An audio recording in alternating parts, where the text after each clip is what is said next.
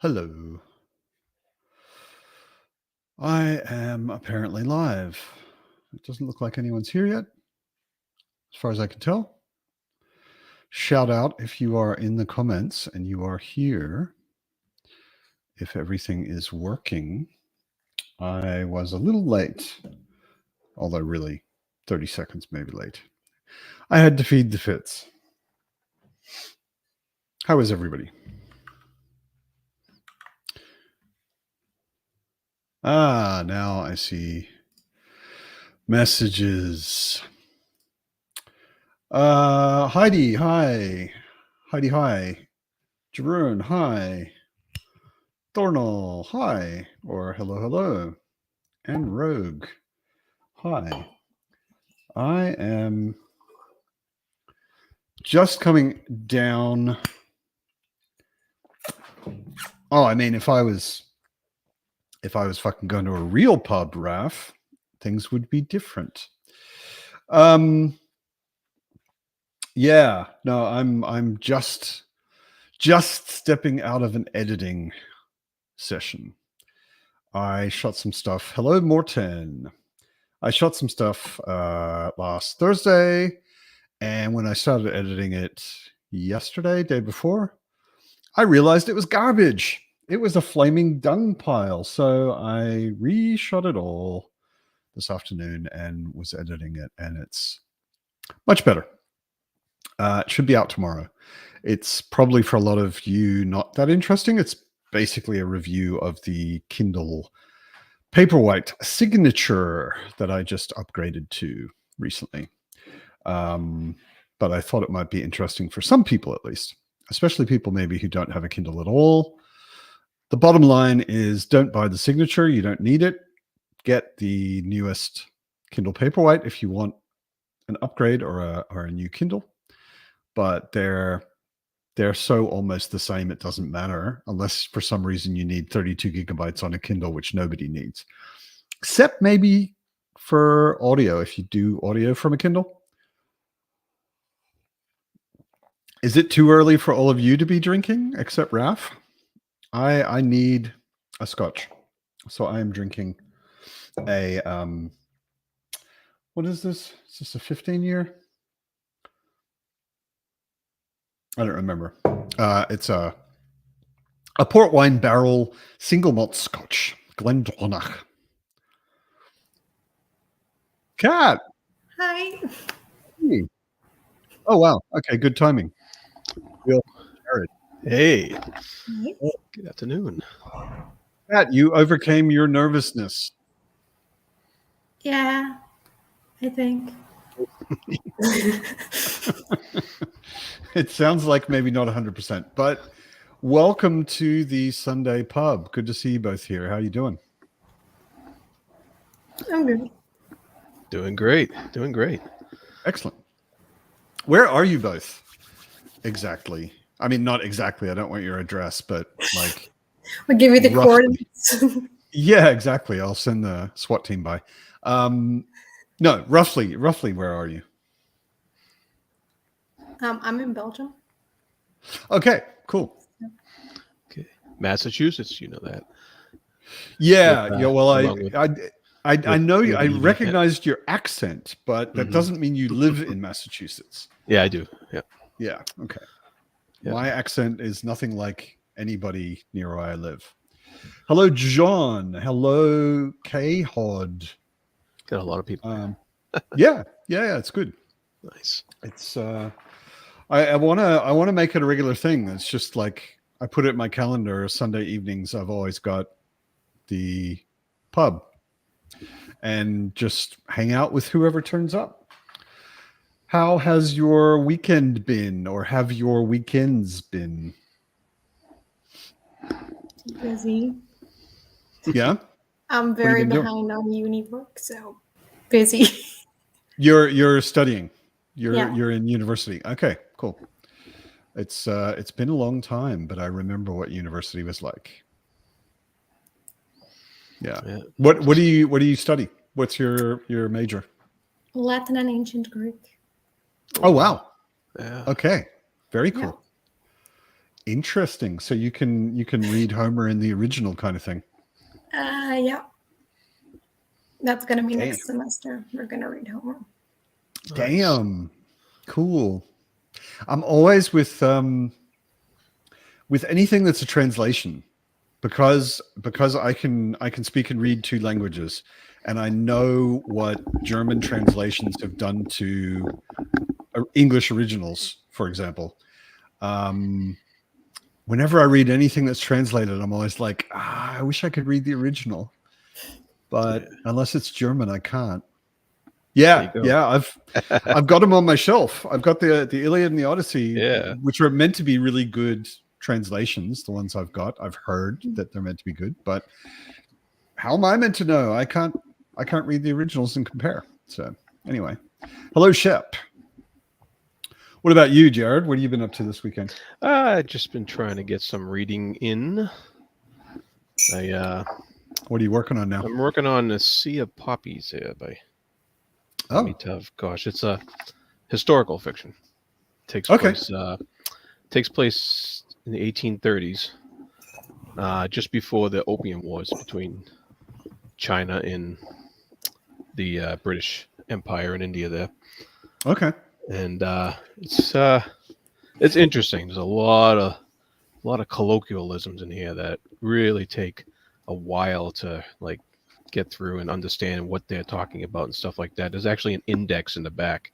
You can go up and look up all that stuff, but I don't like looking it up while I'm reading it because it kind of takes me out of the story when I'm doing that. Sure. But, yeah, I know what you mean. So you get used to it after a while.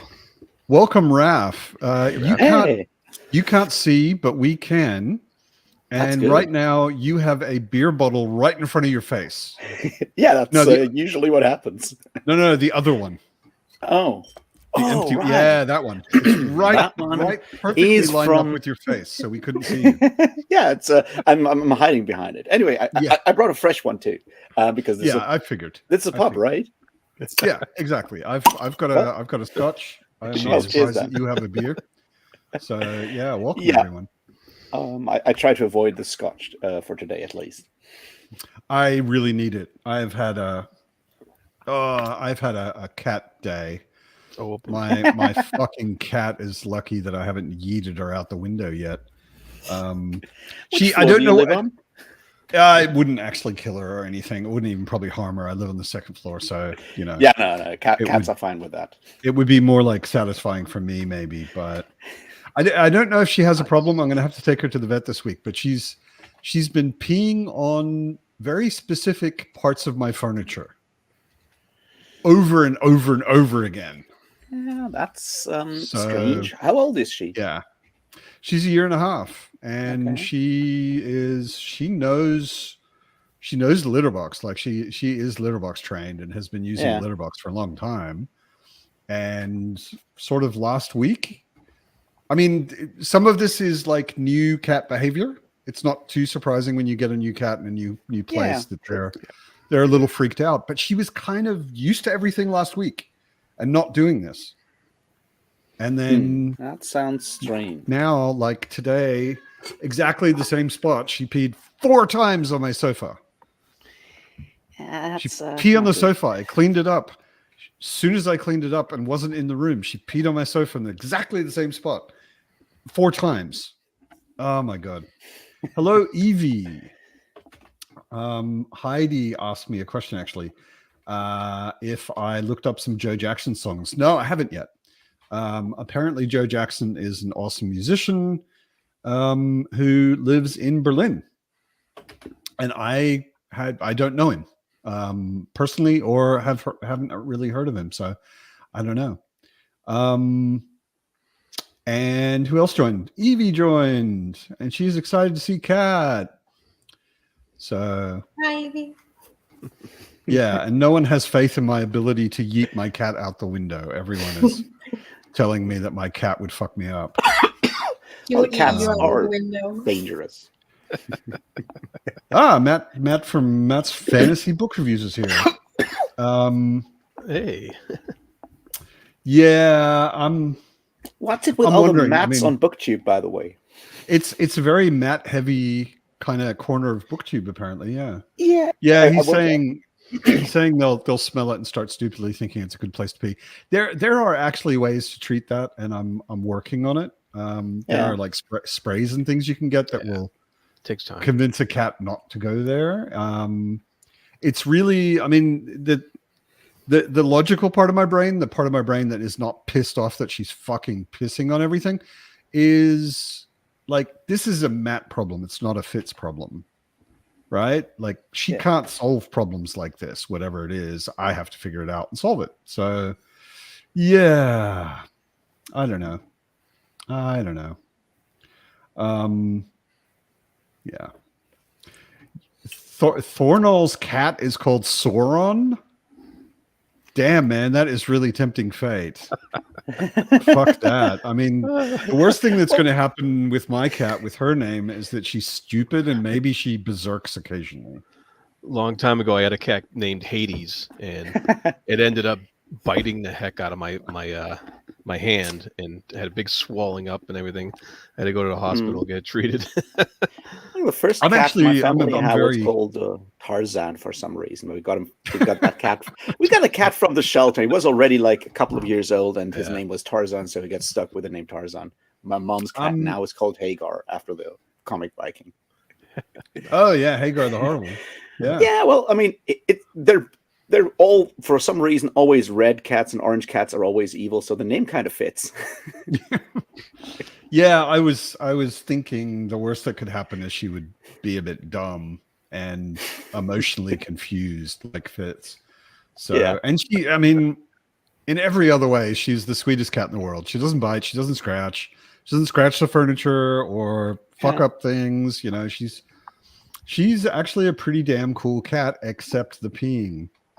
And I'm really getting tired of it. I need to like urgently take her to the vet and make sure she doesn't have some sort of like a urinary tract infection or some sort of weirdness, because it is kind of weird. Last week it was like litter box all the time, no problem, and then all of a sudden, yeah. Evie, she wants to marry the banana. Evie, like I wrote this on Twitter today or yesterday. I know a number of booktubers whose viewers send them really crazy special editions and stuff.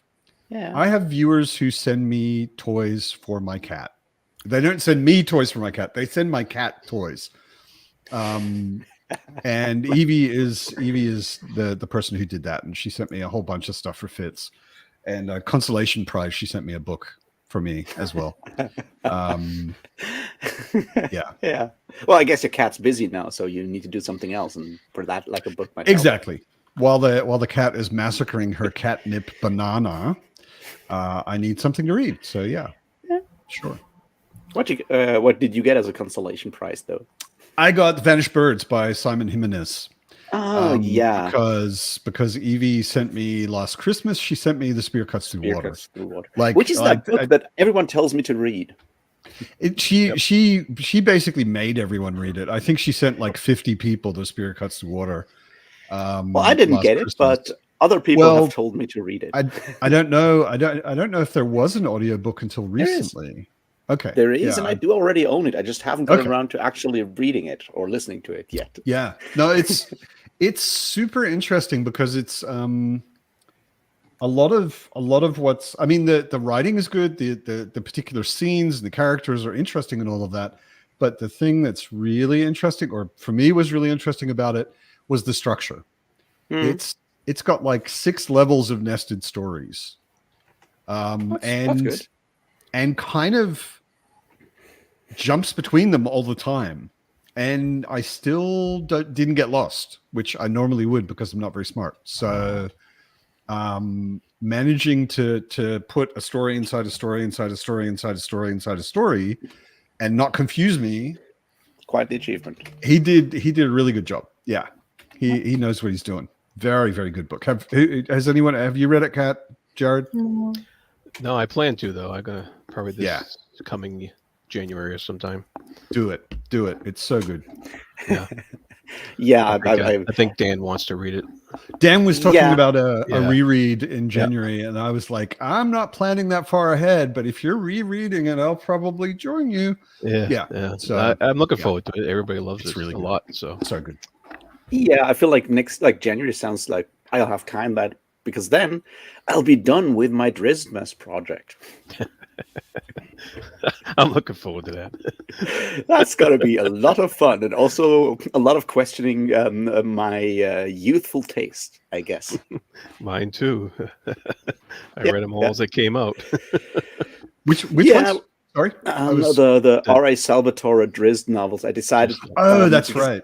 At some point, I did get them in some kind of deal on Audible, and because I read them as a kid, and I'm like, oh, like in a moment of nostalgia, I just bought all of them, and I started rereading them a while ago, and I just couldn't do it because the Dark Elf trilogy was so bad, and now I'm decided to call it the 13 Days of Drizztmas, to go through all the Drizzt novels I have, one per day. It was clear to me basically that the only reason you're doing anything with Drizzt is that you can call it the 13 Days of Dristmas. Yeah, that's exactly the point there. I was like, there's no other reason to do that.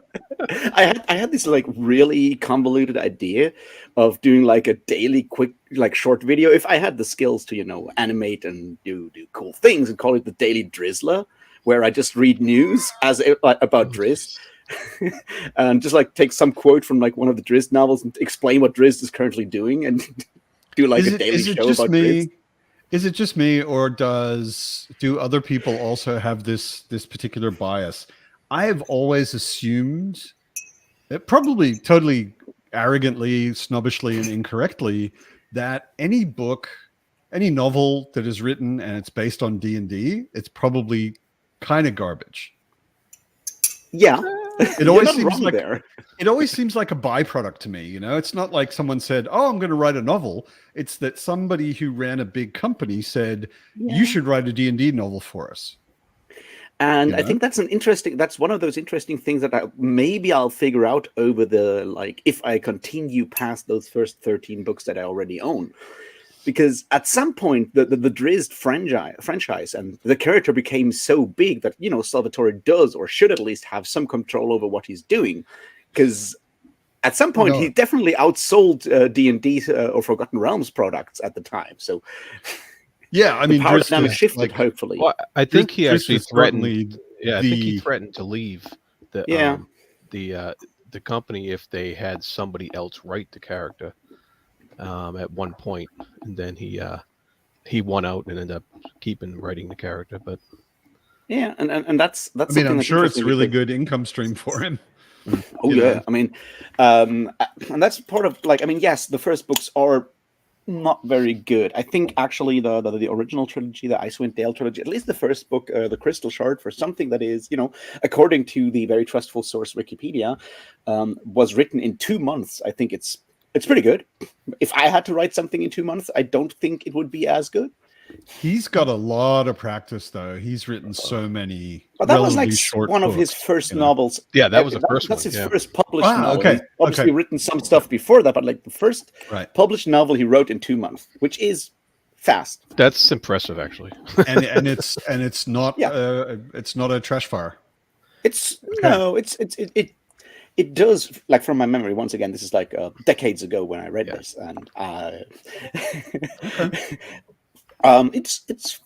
it represents a very specific thing, and I think that's what it was supposed to do, which is it gives you the vibe of a late 80s, early 90s Dungeons and Dragons gaming round group, and there's a lot of bad things in there, or at least things that are somewhat cringy, to put it mildly.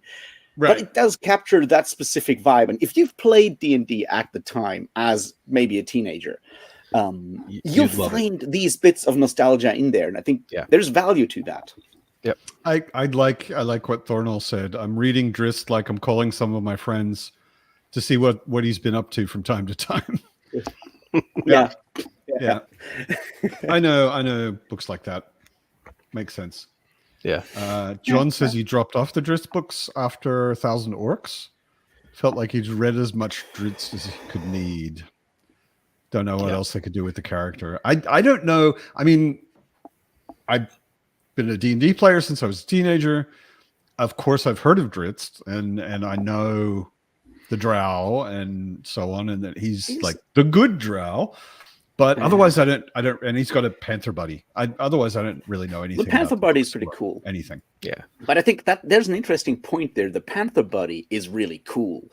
There's a lot of bits and pieces around the Drizzt novels that are really cool. But Drizzt as a character is incredibly boring because he's your basic trenchy mech-katana kind of guy, right? He's got this dark past. He's obviously very elegant. He's incredibly good at fighting. He probably would wear a trench coat and sunglasses if those were available.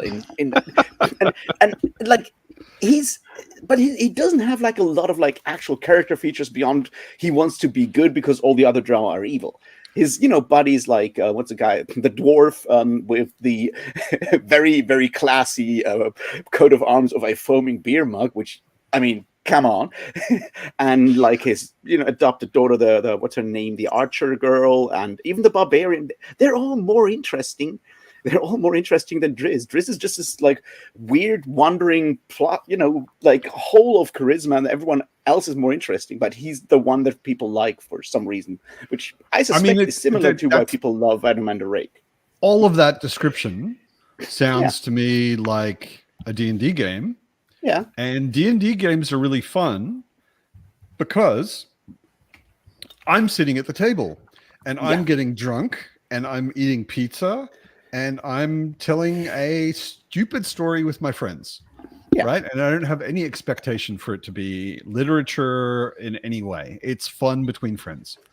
Yes. And then if you put that into a novel, I always just think, yeah, but is that going to be good? I have a hard time believing that translates to a good novel. But, well, I mean, it kind of worked with Malazan, didn't it? Well, yeah, but they weren't. They weren't translating it in that way, and I don't know Salvatore, but I mean certainly Erickson and Esselman are pretty hot shit writers. So Salvatore is Dan. Yeah, that's kind of what I was assuming and hinting at. Dan asked what Kat and Matt are reading. I am reading The Fellowship of the Ring. I've started my reread. I don't know how many reread of Lord of the Rings. And here's Vera. Vera got up the balls to join us. Welcome. Hi. Good to see you. Hello. Good to see you for the first time. Like actually see you. Yes. You've been in my comments for months, but yeah. Welcome. What are you reading, Vera? What am I reading? I just finished Bookshops and Bone Dust. How was it? It was good. Maybe not as good as the first one, but okay. Okay. Otherwise, some ghost stories by M.R. James, and I'm about to start Lord of the Rings. Yeah. Were the ghost stories like a reread, or are you reading M.R. James for the first time? Chapters No, it's reread. I've loved M.R. James for quite a while. He is quite the interesting writer, especially for ghost stories. He's sort of like so foundational in a lot of ways where you're like, yeah, you got to read M.R. James if you want to figure out how ghost stories work. Yeah. I've been vlogging, which is totally new for me. And I'm in the third chapter and I'm already thinking this is going to be a really fucking long video. Because like every 5 pages or so, I'm like, I have something to say about that. I'm just going to record a quick bit to put in the vlog. Is the third one the shortcut to mushrooms, or is it the one before that? That's 4. Yeah. Oh, so you're in the chapter with the fox. Three's Company.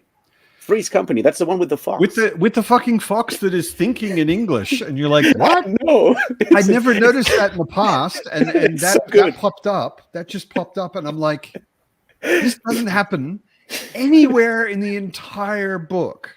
No, it's no the one thinking talking fox. Animals. Well, he doesn't talk, but he's thinking. He thinks. Hobbits, 3 of them. There's something mighty queer going on. This is queer. Yeah, exactly. And you're like, what? I've got a box where I keep things like that, and I already for Lord of the Rings I already put Gandalf's eyebrows in there. Because Gandalf's eyebrows in the first chapter are described as sticking out past the brim of his hat. Wow.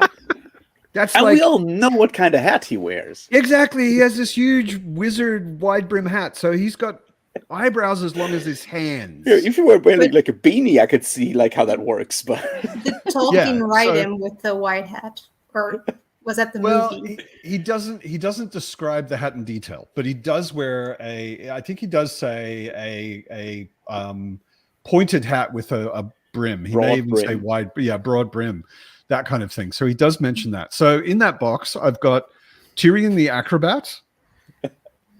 You know the Tyrion bit, Game of Thrones. Which one is that? In the first book, there is a scene where there's a feast, and I forget who it is that goes out. It might be Cat. No, it's not Cat. Somebody goes out. Oh, it's John. John meets And Jon. Tyrion. John. It's And Jon, Tyrion yeah. is sitting on the lintel of the door, and Yeah. he jumps That's right. down and does a somersault, and he never does it again.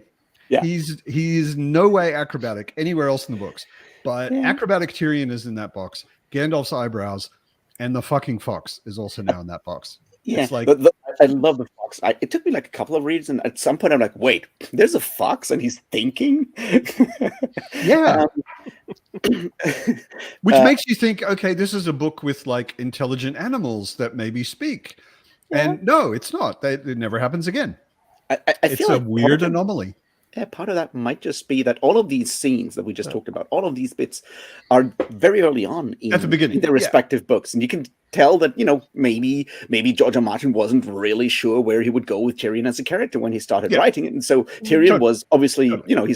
he's very small. So he could have gone in that different direction, because when you look at like medieval times, like the idea of the small court jester acrobat is very big. I'm currently rereading Sure. the Ted Williams stuff, and Towser, the king's fool, is also described as a dwarf. So you Right. can see where he's coming from, and then he decides to do something else. And maybe part of that is that I would actually rather have a character who is intelligent and doesn't embarrass himself constantly. Yeah. No, I mean, who wouldn't? it's also like the fox is also like, you can imagine Tolkien make it like the beginning feels a little more fairy tale, Yeah. like cozier and weird things going on, but they're all like non-threatening weird things. Yeah, that's true. Maybe the fox is a But- lycanthrope or something. Maybe. Thurn O'Leary maybe. says that Tyrion is Batman, which I love. Tyrion is Batman. Yeah, exactly. It could be. It could be. Yeah. I'm glad you enjoyed the fox. It's quite the He- experience when you Bad read them for guys the first doing those time. things. How long has it been since you read it? At least a decade. I mean, it used to be when I was in my 20s and 30s. I basically read it every autumn or every second autumn. It is an auto book, isn't it? But yeah, it's Yeah. somehow for me it's an autumn winter book. Mhm. And I read it like I literally lost count of how many times.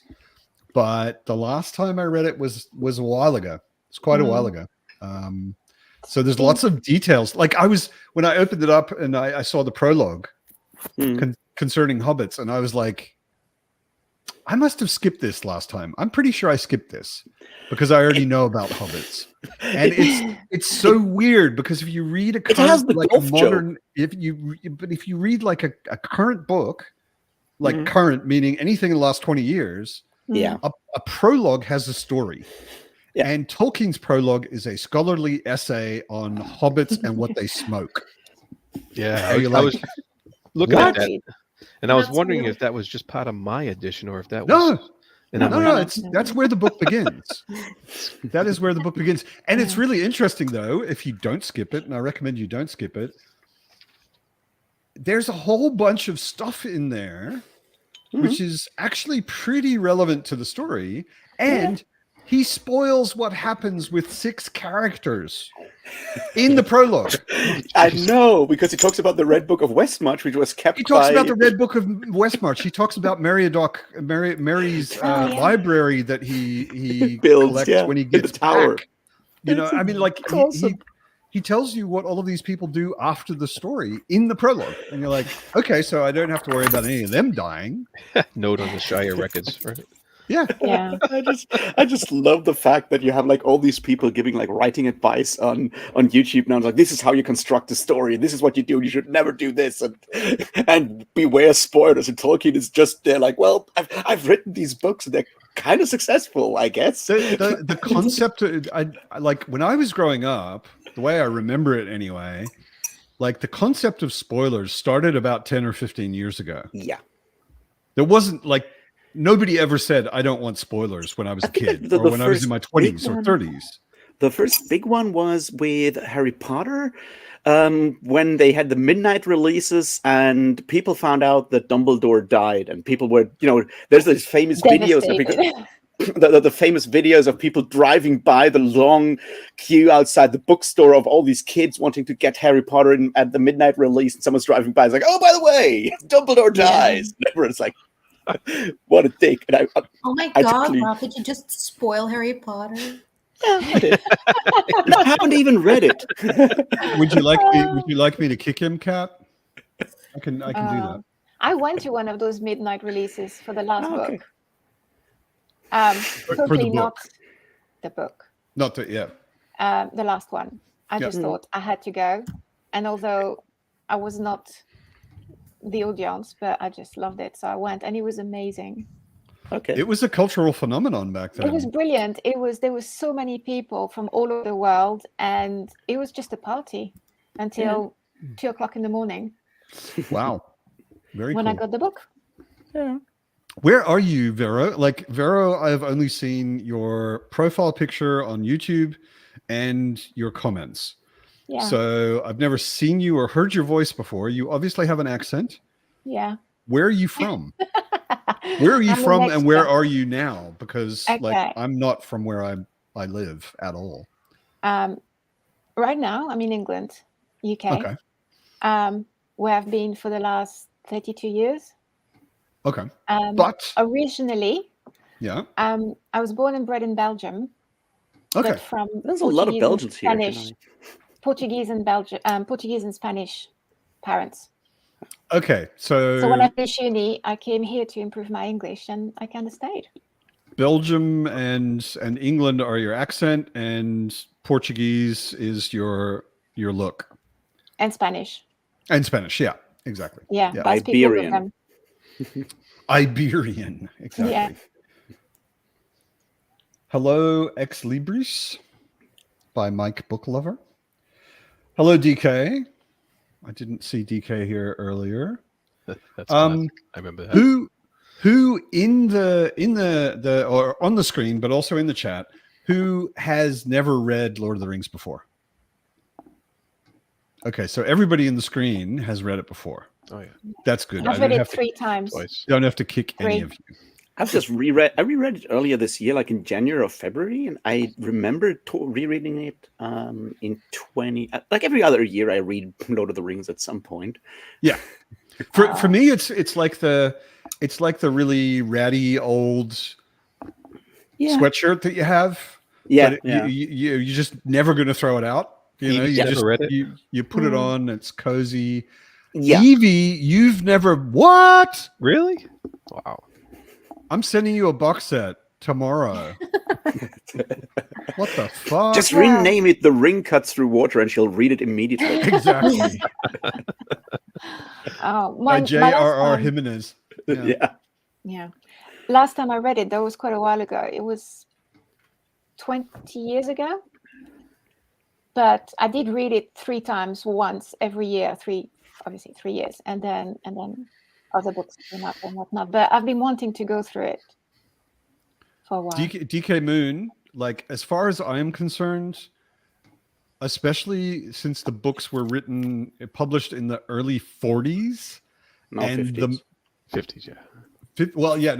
Written in the late 30s and early 40s, and published in the 50s, and the movies have been around for so long. As far as I'm concerned, the basic story of The Lord of the Rings is basic cultural reference at this point. If you don't know what happens in Lord of the Rings, you have been living under a rock. Did you guys watch that video that the physics YouTuber Angela Collier does, the Collier Astro channel? She did one where she was excited that she found out after reading it for the first time, because she never read it before and only watched videos, watched the movie, that she found out that Frodo dies at the end. It's an amazing video. It's like and there's some truth to that, because people that only have watched the movies, they have never reached the Scouring of the Shire. They don't know about that. That's true. There's a significant part of people that call themselves fans of Lord of the Rings that don't know how the books end. Yeah, no, that's true. That's the only. I mean, I can totally understand leaving that out of the movie. But it does change the message. To me, it's a really significant thematic point. Yeah. Like, it belongs to the story in a big way. Tom Bombadil, like, everyone can argue about Tom Bombadil. Leaving him out of the movie didn't make any difference at all. It's just it doesn't make any difference. But I love Tom Bombadil, but you love Tom Bombadil. Most people love Tom Bombadil. Tom Bombadil's great, but I think it's good that they left him out of the movie, because I've got a very mixed relationship with Tom. I love him. I love what he is. I hate where he is in the story. Like, the way he's introduced, like, he is a speed bump. That's the main function of Tom Bombadil in the books, is you're flying along, things are just starting to get going, and then you get this little fairy tale encounter where you're like, what the fuck is going on? And the ring isn't that threatening or important, and it's just like he's just so fucking powerful. He's just like beyond, not even powerful. He's just beyond the ring being relevant to him. Yeah, but it just makes you wonder what kind of powers are in this world, this universe, if he doesn't even notice the ring at all. That the whole quest, that everything else is about. I mean, don't get me wrong, Heidi. Heidi said, "I bet on this read you will like Tom and his wife." I have read Lord of the Rings more than 20 times. I am extremely familiar with Tom and Goldberry, and I do like them. I totally like them. I just don't like where they are put in the narrative. Right? I think that they're actually. I mean, Goldberry is kind of like in the sense of comparing Bombadil and Goldberry. Goldberry's a nobody. Like, she's a spirit of a river. Whatever. No big deal. Where would be a better place?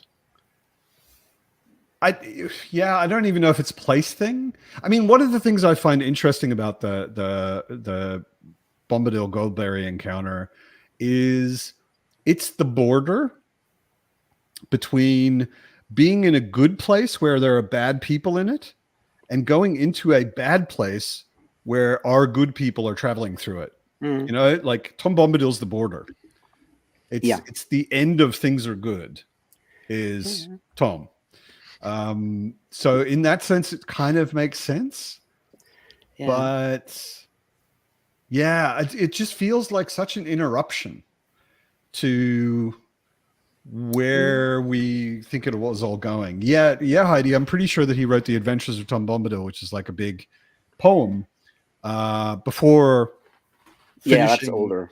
It's older, and it's funny.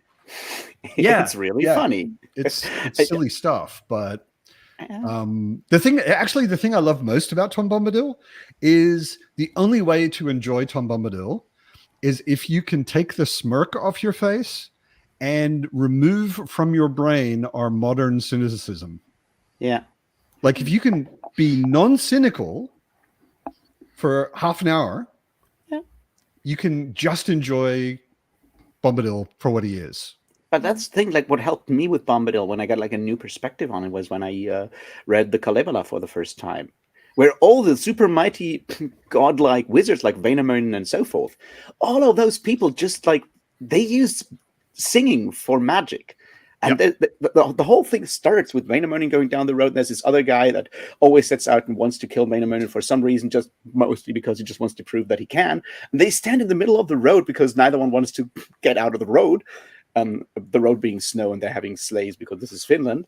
and what they do is like they sing at each other until one Wainamoinen manages to sing the other guy into the ground. And I'm like, yeah, Tom Bombadil looks funny if you don't understand that he's that kind of nature power, and he can sing terrible things into being. He is nature. Yeah, like, which that's is why I've always understood Tom. Like he is nature. So like the Earth doesn't care about nuclear weapons. Exactly. You know, it's totally irrelevant to the Earth, because in 10,000 years after the nuclear war that kills everything, the Earth will be fine. Yeah. So, and that's Tom. He looks at the ring and he's like, oh yeah, cool, whatever. Nice bomb. Nice little he just bomb. doesn't. Yeah, he just doesn't care. It's not relevant. And everyone's going to die, and he's like, yeah, whatever. You know. So what? Also fine. It's like, I think also sort of the purpose of Tom is to show like a different path that the hobbits could have taken. Like they just could have stayed with Tom and just not bother with the ring, I think. And or like leave it to somebody else and just not care. And I think that Tom makes the decision to go through with it more meaningful. Yeah. Because there is this other option. And at the end, Gandalf's also like, I'm just gonna chill with Tom for a while because I've had enough of this. I need a break.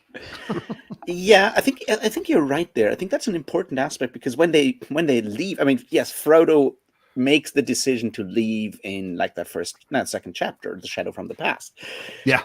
But when they leave, they are hunted. Like they can't stay in Crick Hollow at that point. They can't just like stay in the Shire at that point. No, they have to run. But with under Tom, threat constantly. They could stay with Tom. So that option has to be there for them to go on being meaningful. Although it'd be really interesting to see what would happen if they did. Yeah. You know, it's not like Sauron's just going to go, oh, you're with Tom. Okay, I guess I lost. You know, like shit is still going to go down. Yeah, I mean, they even talk about it in Elrond's council, right? When is Glorfindel or the other guy, the other elf that no one cares about that hangs out in Elrond's council goes like, well, we could probably get the thing back to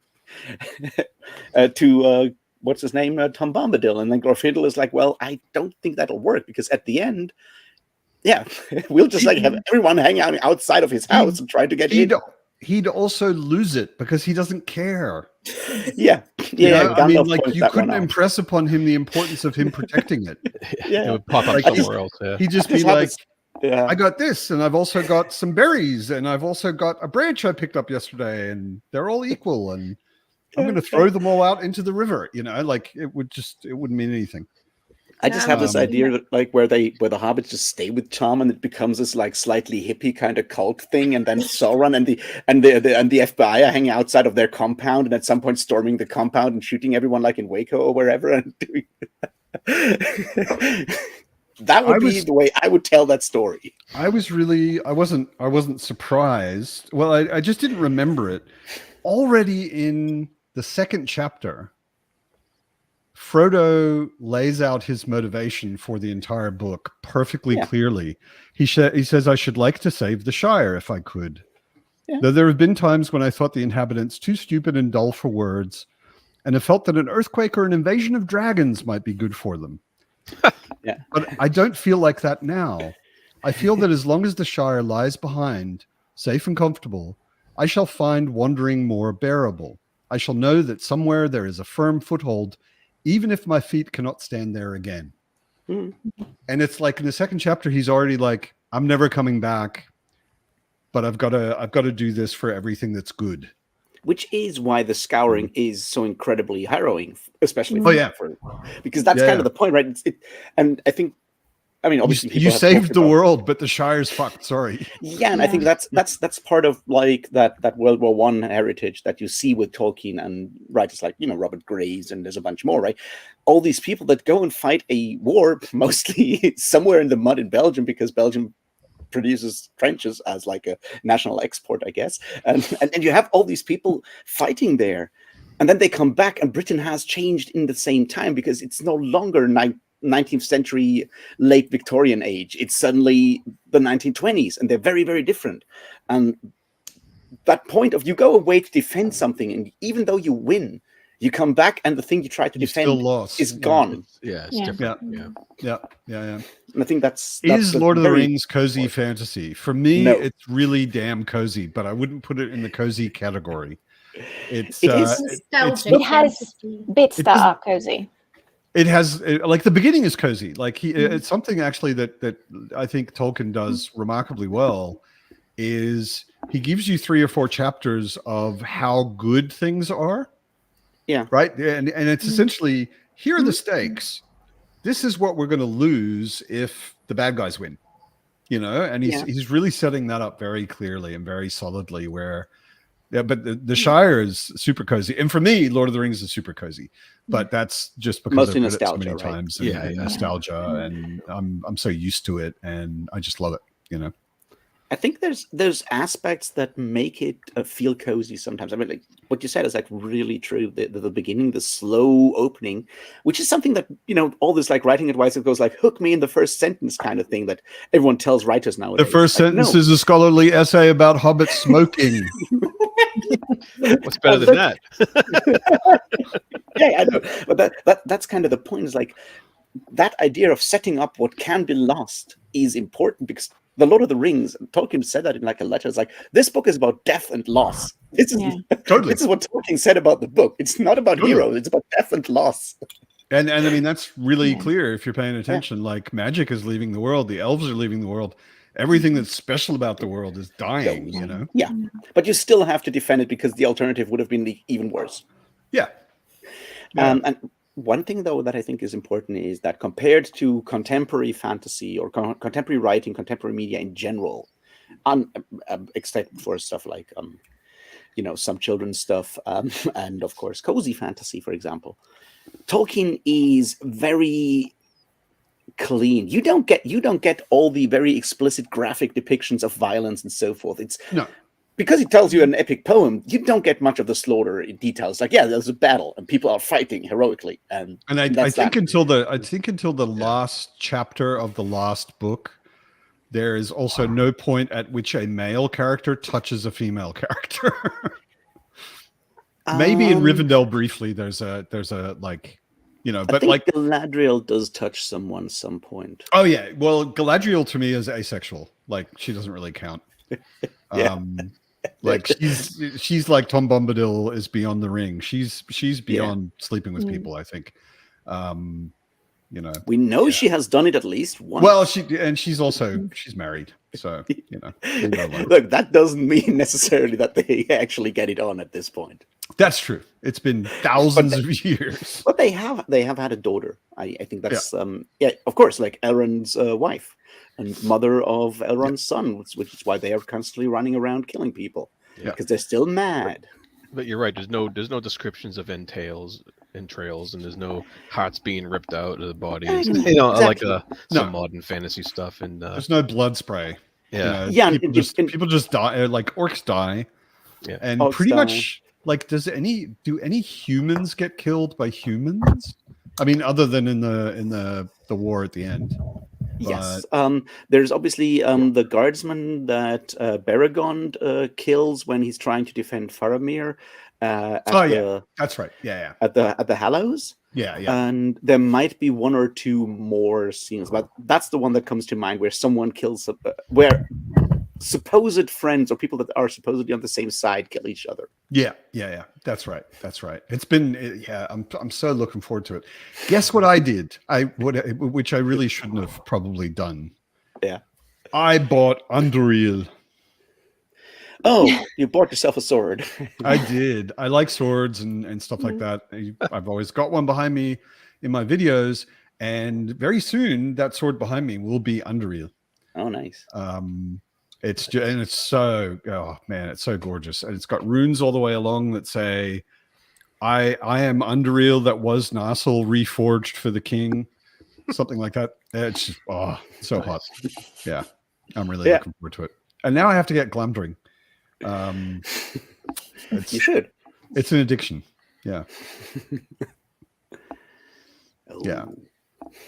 Sam and Rosie do touch. That's true. Yeah. I was being a little extreme. What but I they meant only was, touch in the last chapter. Yeah, exactly. They like in the last chapter, I think Arwen takes Aragorn's hand, Rosie and Sam dance, and that's about as far as sex goes in Lord of the Rings. That's something I really want to talk about at some point. I would love to do like a collab with ideally a female booktuber, because I feel I'm not qualified to talk about sex in fantasy all on my own. But I think it's an interesting topic that all the way to now, healthy sexuality is something that has been very much on the margins of fantasy. And partly that's, I think, because, the people that started the fantasy thing are all really weird about sex. Robert E. Howard is very much an incel. J.R. Tolkien is very religious and not putting it in. And it takes a long time for people to actually arrive at a point where you have like healthy sexual relationships portrayed in fantasy. You get sexual violence all the time, but people just having, fun. Evie misheard me as saying I bought underwear. I did buy underwear, not this week. I am wearing some. Also, does it have runes on it that talk about your return? There are no runes down the middle of my underwear. My underwear was not the sword that was broken. Yeah, etc. Jeroen says I'm prepared for the zombie apocalypse. Wait until you see my bow, Jeroen. I am actually an archer. That's one of my hobbies, and nice. I'm a pretty good shot. So I'm even more prepared. If they're at range, I can shoot them. When they get too close, I've got 2 swords and a pretty serious dagger. So yeah. What kind of archery are you doing though? Like modern archery, or are you doing like historical? No. I used to be a competition longbow archer. Okay. A long time ago, and I had a really nice longbow. Now I've got a recurve, but I don't like all the fancy schnick-schnack. Yeah. All the weights and bizarre shit that's hanging off of the like Olympic archers' bows. Yeah. I'm just like I just want to stick with a string, Yeah. Like, give me a stick with a string and I'm good. That's enough. Yeah. I was wondering because a good friend of mine is teaching archery at the university, like for the sports program of the university. She's an archery teacher there and does a lot of archery stuff. So I was like wondering what kind of archery you do. Yep. So Vero, did you say you're reading Lord of the Rings already right now? You started, right? No, I'm going to start. Reread. Okay. What do you read? What are you reading instead of Lord of the Rings right now? Well, I've got Assassin's Quest. Oh. That's the third one, right? That's the third one. That's the end of Farseer, yeah. I've got quite a lot going on at the same time as you. Have you got a little garbage bin next to you full of tissues now? No. No. No. All right. So then you're doing the Elderlings thing wrong. Yeah, apparently. But you're not at the end of the book yet, so no. I'm still relatively early, so no tissue required.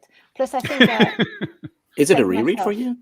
No, it's first time. Okay. Although, but this whole thing that people keep saying, it's so emotional and all that, I kept thinking, not sure I want to read that. But then, no, it's good. It's good trauma. Yeah. Now I know what kind of trauma it is. So yes. Yeah.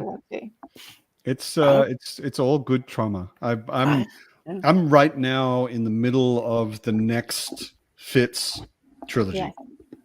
So Tawny Man, right? Yeah, exactly. And I just finished the second book of Tawny Man, and I am kind of.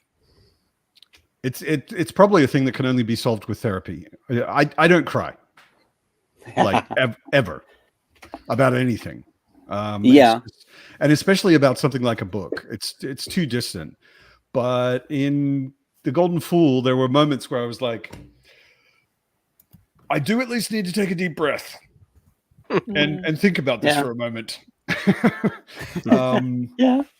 I can see I'm that. like the opposite of Philip Chase. Like Philip Chase will cry at a television commercial. I cry at everything. Right. Everything. It depends for me. Do you know how sometimes you get a bit worried, and so you kind of put mental barriers to have some kind of distance so that it doesn't start putting you under anxiety or depression. But I have cried. Flowers for Algernon, that definitely. And I read that. Yeah, that's the one everyone cries at. decades ago, and I still feel it. Yeah. I have not read that. Yeah, me either. I can't. It's a very, very powerful book, and you should definitely go and read it. It's also incredibly sad, and it's probably one of the first times you have like stuff like mental health and developmental issues tackled in like in this case a sci-fi story. So it's really powerful.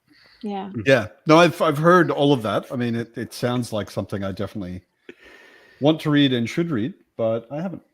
You have to be in the right mental space for it, and that's the thing right now, that I don't want to go too much into those areas. Right. But if you one day feel like it, then yeah, it's really good. Yeah. I've got more than enough to read before then. Don't we all? Plenty to read. I mean, I keep looking at it. It's probably a bad idea that I had my nice huge bookshelf built right in front of where my desk is, because I spend the entire day, I work at home mostly, and I spend the entire day looking at it and going, oh fuck, I have to read those too. And oh man, I want to get back to Malazan, and but there's that as well. And just actually, because of all of you, I've got so many books waiting for me. Yay! Mission accomplished. But I don't know which ones to start. It's just bad. Oh, I know. Anytime you don't know which ones to start, ask me and I will tell you as if it is a fact. I'm happy to do that. I wish I had that power. People only read books when I tear them apart. They're like, "Oh, gotta read what Raph said was shit." If I say like, "This is a great book," no one ever listens to me. I'm not saying that Vera will listen to me when I tell her that she should start with Malazan immediately, but I am offering that I will tell anyone that who wants to hear it. Anytime. But you should start with Malazan immediately. Yes, exactly. Exactly. Careful about. The problem I have is that I don't just read fantasy, sci-fi. Actually, more sci-fi than fantasy. But I read also lots of other genres, which makes it so much harder, because then you have TBRs for everything. Yeah. Yeah, it's impossible to read all of the fantasy books, but if you also read science fiction, you also read classics, you also read whatever, mysteries and thrillers and crime and horror, and I've also been looking, like I have every, it's one of my weird side reading things. I have every book that Paul Auster has ever published. Okay. Cool. Okay. Have you read them? Most of them, most of them I've read at least twice. There are a couple of his books where he was experimenting with some really weird meta shit, where I'm like, dude, I so love you, you're one of my favorite authors, but I'm DNFing this bullshit. Like Travels in the Scriptorium, or what's it called? I think it's called Travels in the Scriptorium. It's just like he's just masturbating inside his own head for the whole book, and it's just like, get out. What's wrong with that? I'm over it. It's totally fine. Just don't publish it in a book, you know? I really want to read his, what is it? City of Glass? Is that a book by him? Yeah. I really want to read that. Yeah, it's City of Glass. No, it's not City of Glass. It's I'm just looking at my bookshelf. I haven't read that one in ages. The one I always recommend people, if they're interested in getting a feeling for Paul Auster, is The Music of Chance, which is about a guy who is a compulsive gambler, poker player, and he meets a guy who will finance a big game.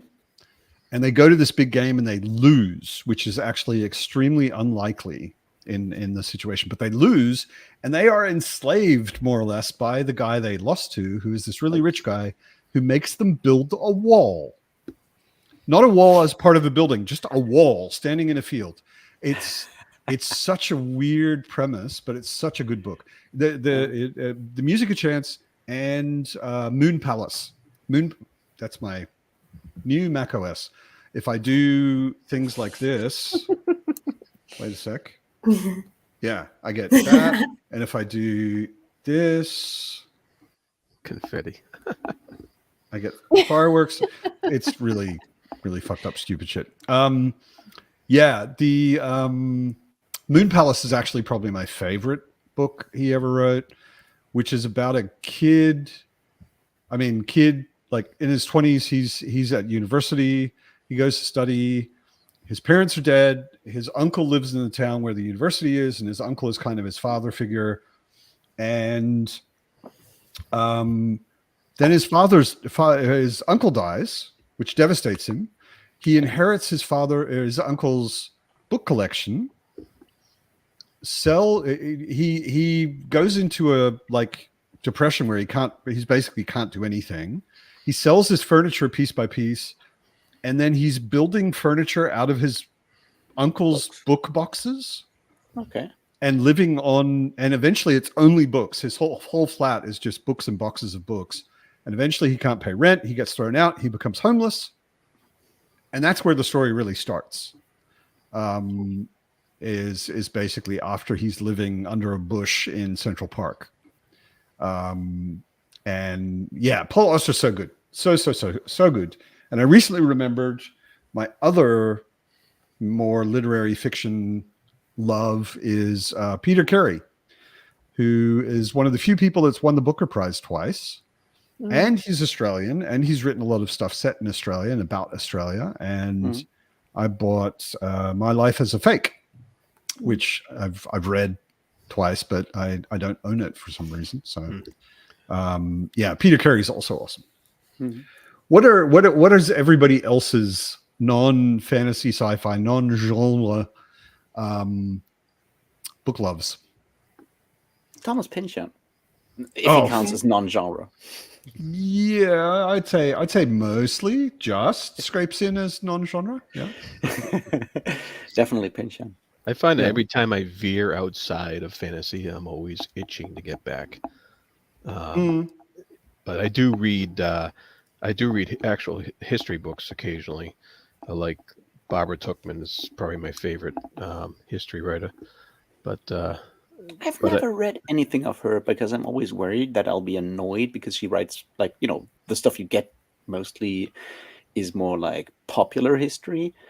And especially when she writes about like medieval stuff, I'm like, yeah, I probably know more than she's talking about in this book. And then I'll get annoyed because she has to obviously shorthand stuff and leave bits out. Yeah, I do like, I like big picture history books though. I like, they can be amazing. History of the world type history books. Those are my favorite kinds because they have that kind of epic narrative feel to them. But her 14th Century, A Distant Mirror, about the 100 Years' War, that's one of my favorite books ever because she has just an awesome writing style.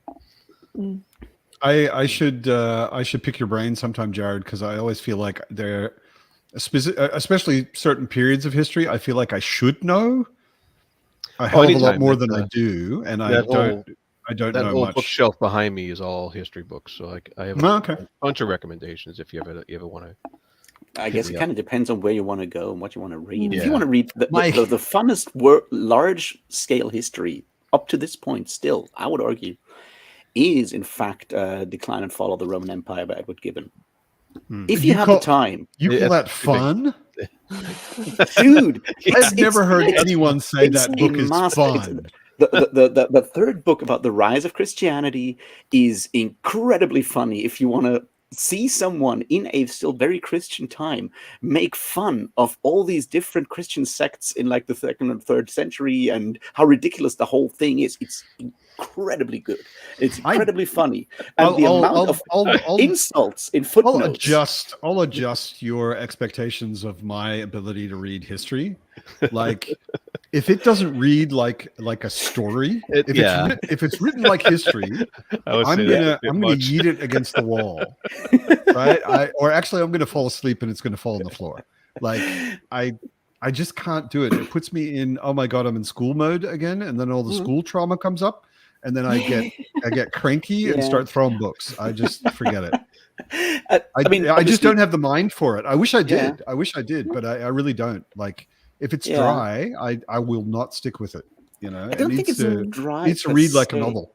In defense of Gibbon, I don't think it's dry per se. It has, and you need to be able to have fun with that, which is, you know, probably a niche skill. But it's like it has this very weird elitist irony that you only get from people that are like 18th or 19th century upper class people from Britain. Because they can get away with that kind of very specific irony, and he's incredibly good at that. It's a masterclass in how to insult everyone else by compliments in footnotes. It's brilliant. You're a hell of a lot more scholarly than I will ever be, Raf. So I can imagine having fun with elitist insults in footnotes. Yeah, but I wouldn't. Yeah, like I can imagine that people do, but that's not me. I have a book about Roman history. It's about as thick as 2 fingers, and it's called SPQR. And it's, as I understand it, it's much more of a summary without all of the detail, and that is more my speed. Also, Jerome says he recently bought a book about the age of piracy. That sounds interesting. I read like a really interesting like piracy book years ago. It's by a historian called Giancarlo Casale, and it's mostly about the North African and Muslim pirates in the 14th, 15th, 16th century, and the question of whether they did in fact also manage to sail to America before Christopher Columbus, for example, and stuff like that. It was really interesting because when we talk pirates, we usually go like, Blackbeard and gang and hanging out in the Caribbean and shit like that. But there's so many other places where people were pirates, and the whole Muslim, and they were part of mostly the Ottoman Empire, or working for the Ottoman Empire in parts of North Africa at the time. Those pirates were hardcore huge pirates, issue in the 16th and 17th century. We rarely talk about those. That sounds really good. Bunch of it's a really good pirates too, and there's pirates all over the place. I have bought a book, history book. Yeah, it's a weird subject. Notebooks. It just came out. It's a history of notebooks. Yes. Okay. 3 times. I haven't started yet, but the premise just sounded too irresistible. Literally, the power of the notebook, how it helps. Okay. It has helped people. You have the whole commonplace thing. The whole thing about people being able to use this for science, to gather their thoughts, to be able to create theories and so forth, and how the humble notebook can be such a powerful tool. And just thought, some of those really focused history books, like I read one ages ago, which is a history of the pencil. Nice. And it's same sort of thing. It's like I forget what it's called, but it's just like how the invention of the pencil made it possible for the first time that anyone who had a piece of paper could write. Anytime. You could keep a pencil in your pocket. You didn't need a pot of ink and a feather or a nib or any of that stuff. You could just have a thing in your pocket anytime that wouldn't break easily, that you could erase, which is also like an insane invention at the time. And anybody could write. It was a really, really interesting book. I like some of those weird focused specific history kind of things. One book that I usually recommend to people, especially people that read a lot of fantasy and some historical fiction, if you can stand the style, it's not that bad actually, is a book called Montagu. It's from the microhistory kind of field, where you take one very small specific place in time, a bunch of documents, and write about it. And it's by 2 French historians, I think. It's about a village in the Pyrenees in the 14th century, and the Inquisition came there because there was they were still fighting Cathars at the time and so forth, and there were rumors of heresy there, so they talked to everyone in that village, and Montagu kind of re-examines and brings you all the protocols of those Inquisition conversations with the different people. And what's fascinating about that is that all of these people believe themselves to be obviously very devout Christians, good Christians, And each and every one of them believes something very, very different from everyone else. And even the village priest is very far away from official like Roman dogma. And he still believes himself to be a good Christian. And it's a very interesting book in that regard, because you just have, and then, this guy from this house said this, and then the tanner said this, and everyone. It's interesting in that regard, but it also shows you how we often get religion wrong when we read fantasy or write fantasy or science fiction or a lot of that stuff, because it's far less monolithic than we think about it. Yeah, totally. Because the people who lived over the next hill completely thought differently than your own village, and it wasn't so, because we're so connected nowadays. It's hard to imagine that kind of difference with people so close to each other, but there was. I'm a Tibetan Buddhist, and they always say if you ask 10 Tibetans for their opinion on anything, you'll get 12 opinions.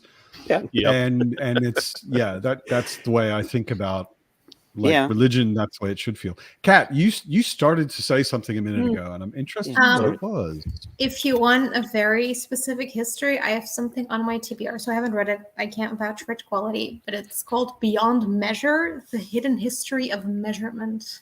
Oh, I've seen that. Because the normal history of measurement isn't specific enough. It's the hidden history of measurement. It's not any old history of measurement. But is it about like all the stuff that kind of gets lost, because as soon as we measure stuff, we obviously leave a lot of measuring is obviously like a tool of othering, right? It's like we can measure these people, and that means some people don't measure up, and we leave out these people. Does it go into that direction? Do you know? It's like, wait, I'll look it up on Goodreads. Hang on. I mean, it sounds like it's probably more about like weights and distances and that kind of thing. Yeah. I love those old measurements for area and stuff like that. This is the amount of field that can be plowed by 2 oxen on like a wet afternoon. It's oddly specific. I love it. Well, as a Latin and Greek, if you do that, then you have like, this is the amount of land that you can plow on one morning. And I'm like, okay. All right. I have plowed before, and I can tell you it's not that much land. If you try to, if you consider like, 4 hours for the morning or whatever, that's not that much field actually. Especially if you're plowing by hand. Like a certain weight is like the amount of, like the weight of the amount of, can't remember what it was that you can hold in one hand, and then said like a unit. I love those old. I mean, it totally makes sense. I'm not surprised that it existed, but I love the old measurements that are based on bodies. And I mean, like Americans still use feet. But back then they really were bodies. Like there wasn't any standardization. So whenever they started, I remember reading something about a church construction where the master builder first went around, and with a stick he measured everybody's cubits, and a cubit is your wrist to your elbow, and he measured his whole team of builders' cubits, and then averaged it out, and then had sticks made that were cubit sticks, and passed them out to everybody.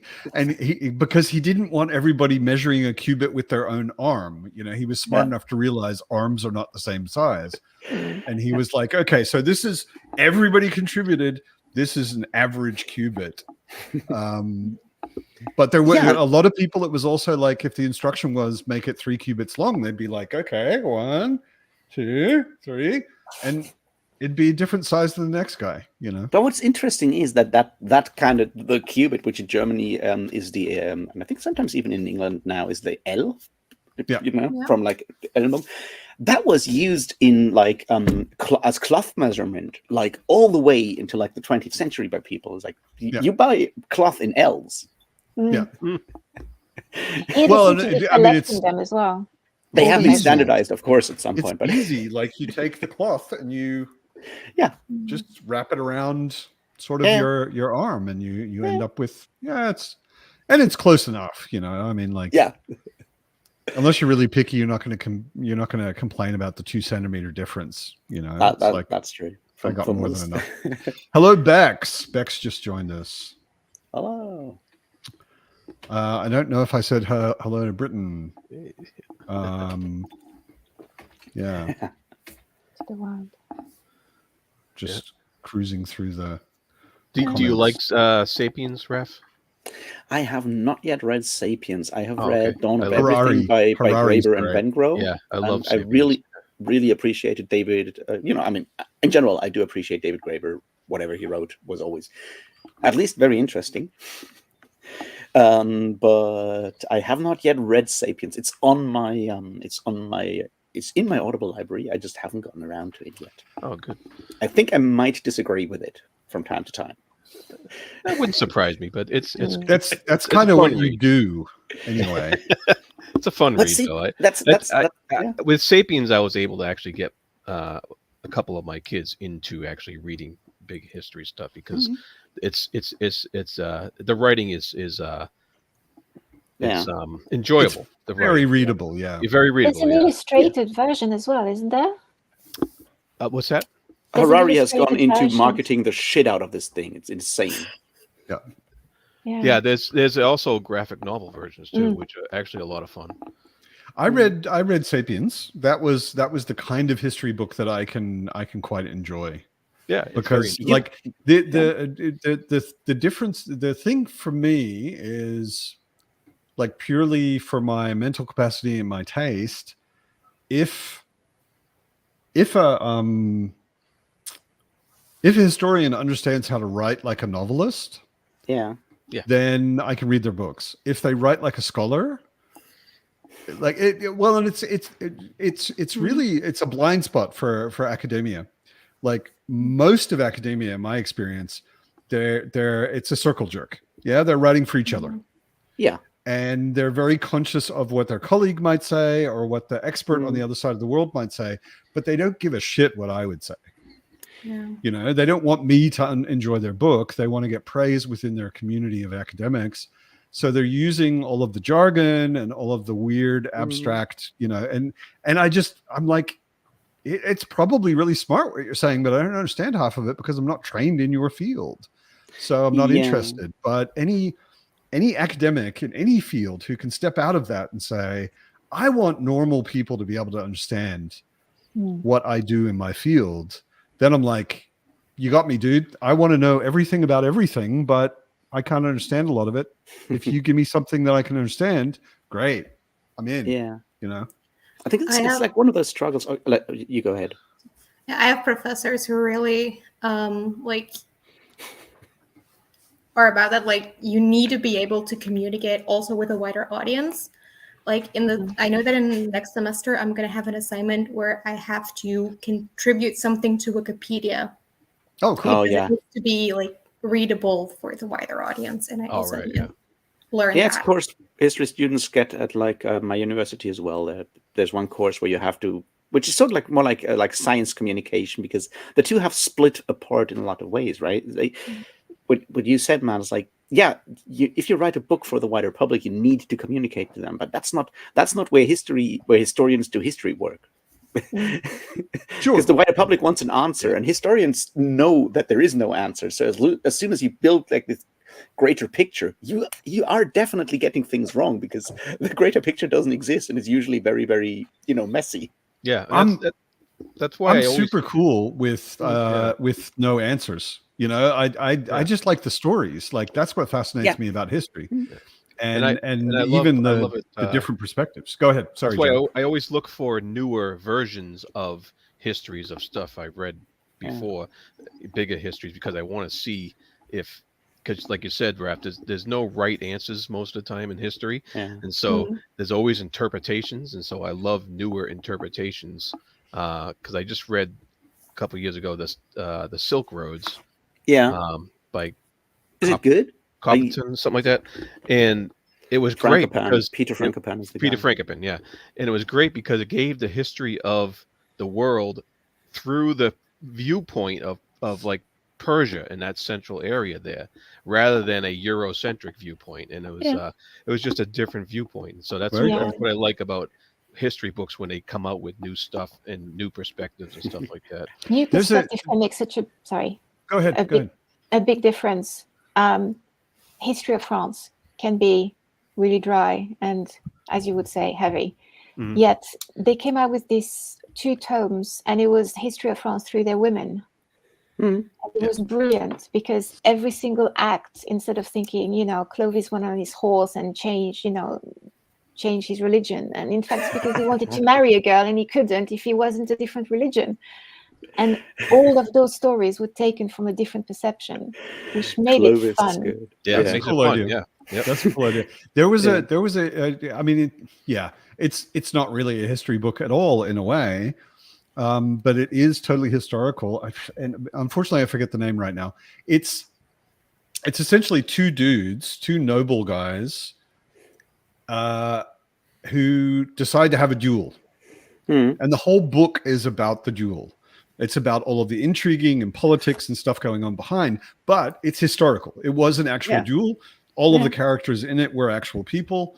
And it really it's written much more like a novel, Yeah. but all of the basic keystone facts of the story are historical.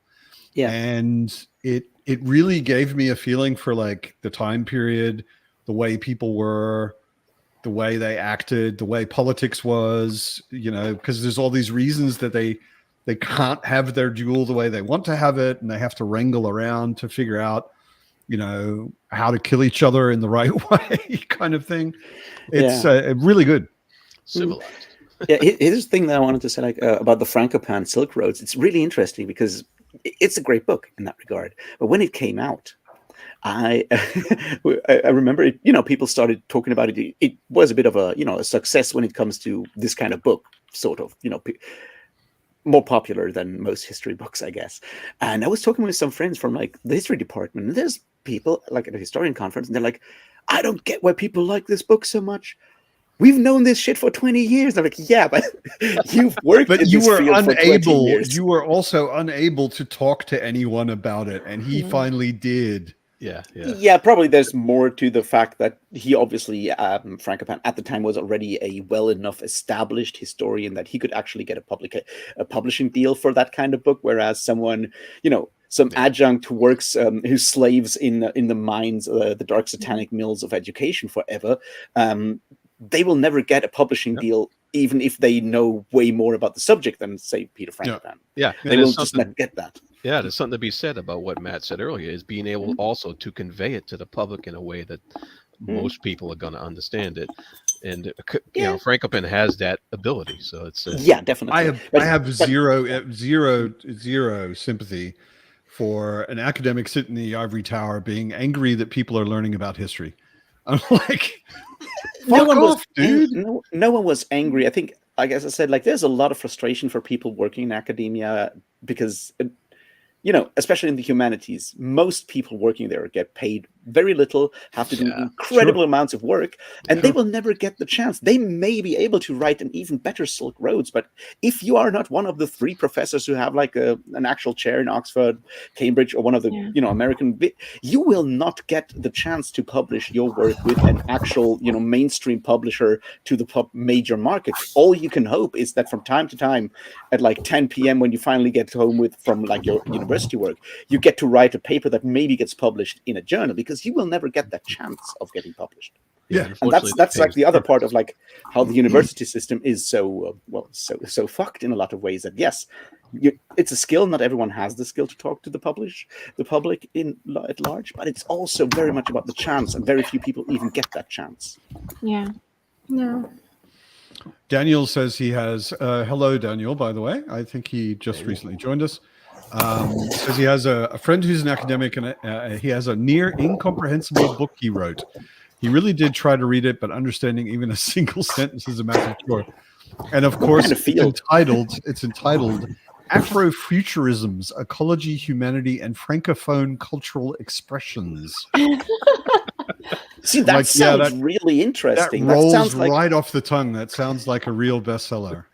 Yeah, but that's the point. The problem is, of course, like if you do academia at that level, Sure. You need to use jargon, right? It's like, Yeah, I know what I can guess what this book is about, and it's probably very much about Afrofuturism is obviously science fiction and academic text and so forth. Yeah. Focusing on Africa and the future in a lot of ways. Nnedi Okorafor is very heavily invested in that and has written stuff on the subject.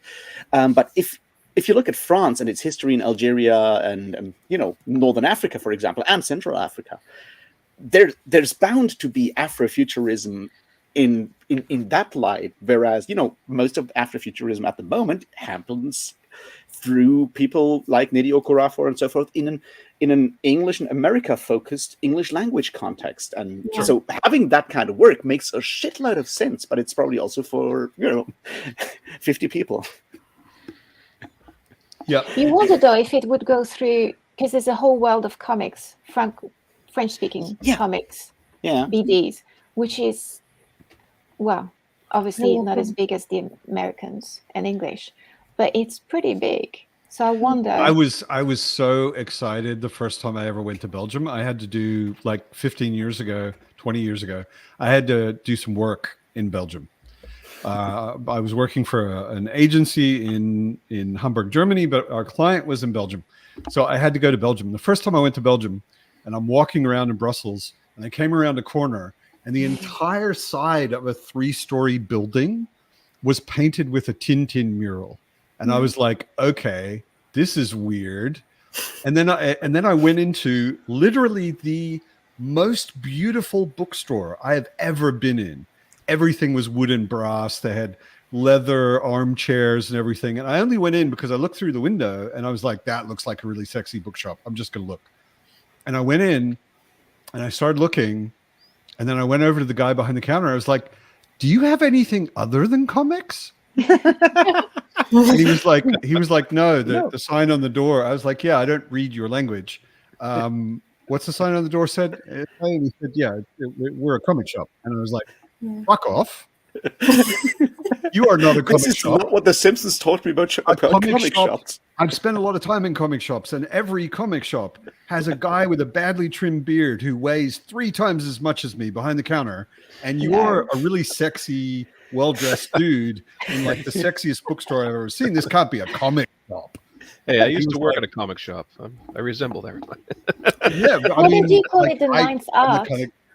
And well, and like, and I looked around and I was like, I want to fucking live in Belgium. Oh my god, these guys are Move like to Belgium. cool. Highly recommend. When it comes to Belgium, like, any comics are like a widely spread, normal, respected art. Yeah. I'm just like, whoa, this is so cool. I just loved it. I bought so many comics in Belgium. At my something I miss. I've been to Ghent a couple of times because I have friends like living there and so forth. And that city in Belgium has won my respect with the one bit about Ghent history that you need to know, which is that when the beer prices were raised, the students stormed the castle and occupied the castle for a couple of days. Also, Ghent, another story. Yes, Jeroen. Yes, Jeroen. I mean, like their comics are almost a good enough reason to learn French. Yeah. Sorry, go on, Cap. There is this like type of candy that is typical. It tastes terrible. I hate it. But I've eaten it. I know. It's like purple, and some people apparently like it. There were 2 like vendors licorice of it, and they had like their stall, and they were a little bit too close together, and the like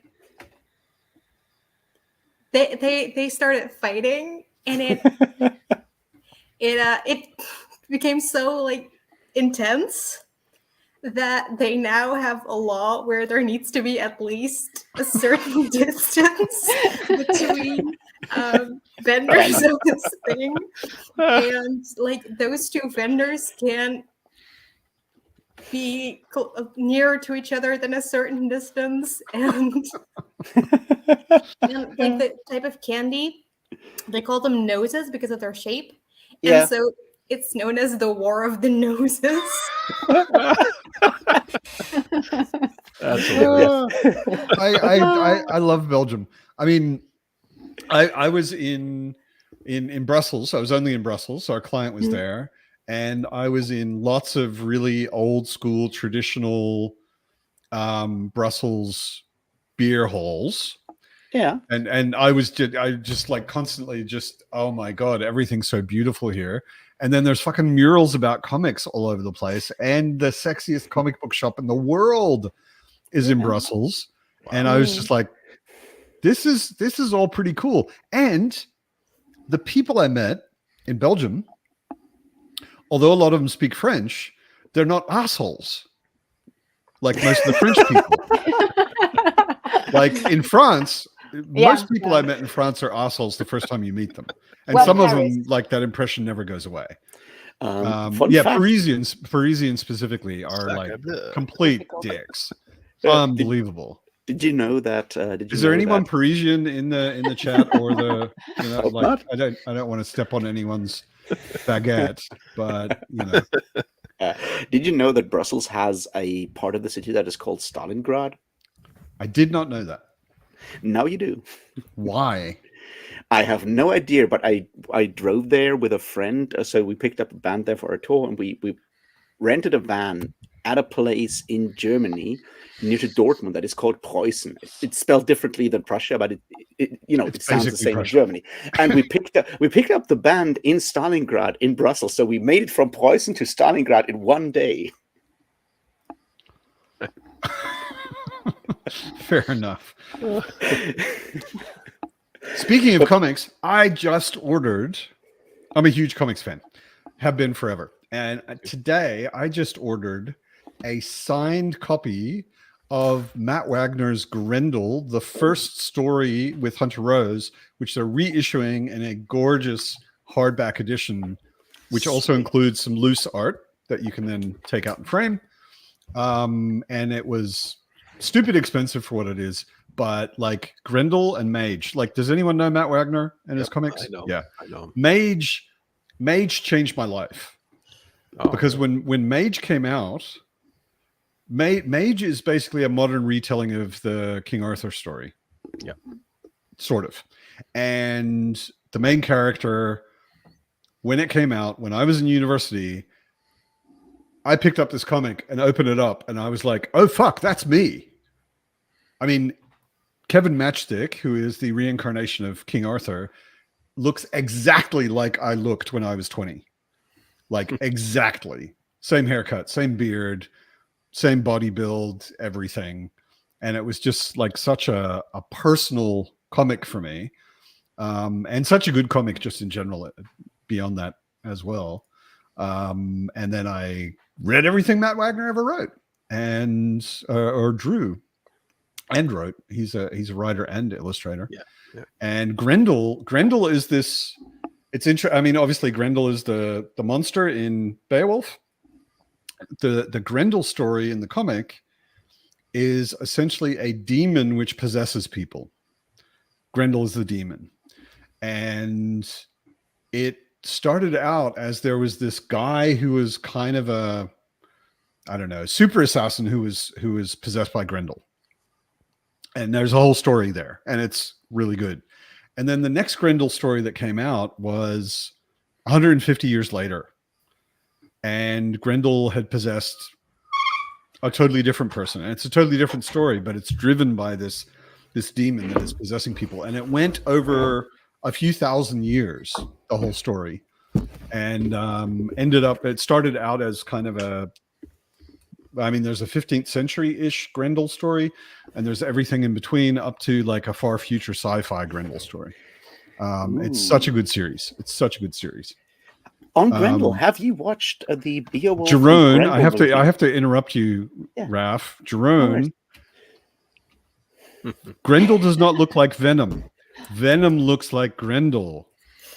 Grendel came out in the 80s, dude. Grendel, like the Hunter Rose Grendel anyway, was this really thin dude, and he had a black mask with these white sort of stylized pointy eye things on the mask. And he always had this staff which had this weird fork on the end of it, like two parallel blades. And he was an absolute badass.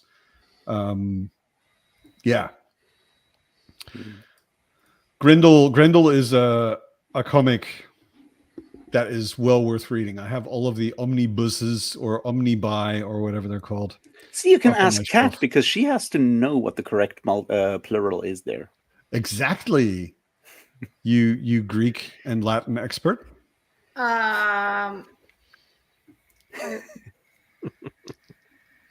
Well, omnibus is technically already plural.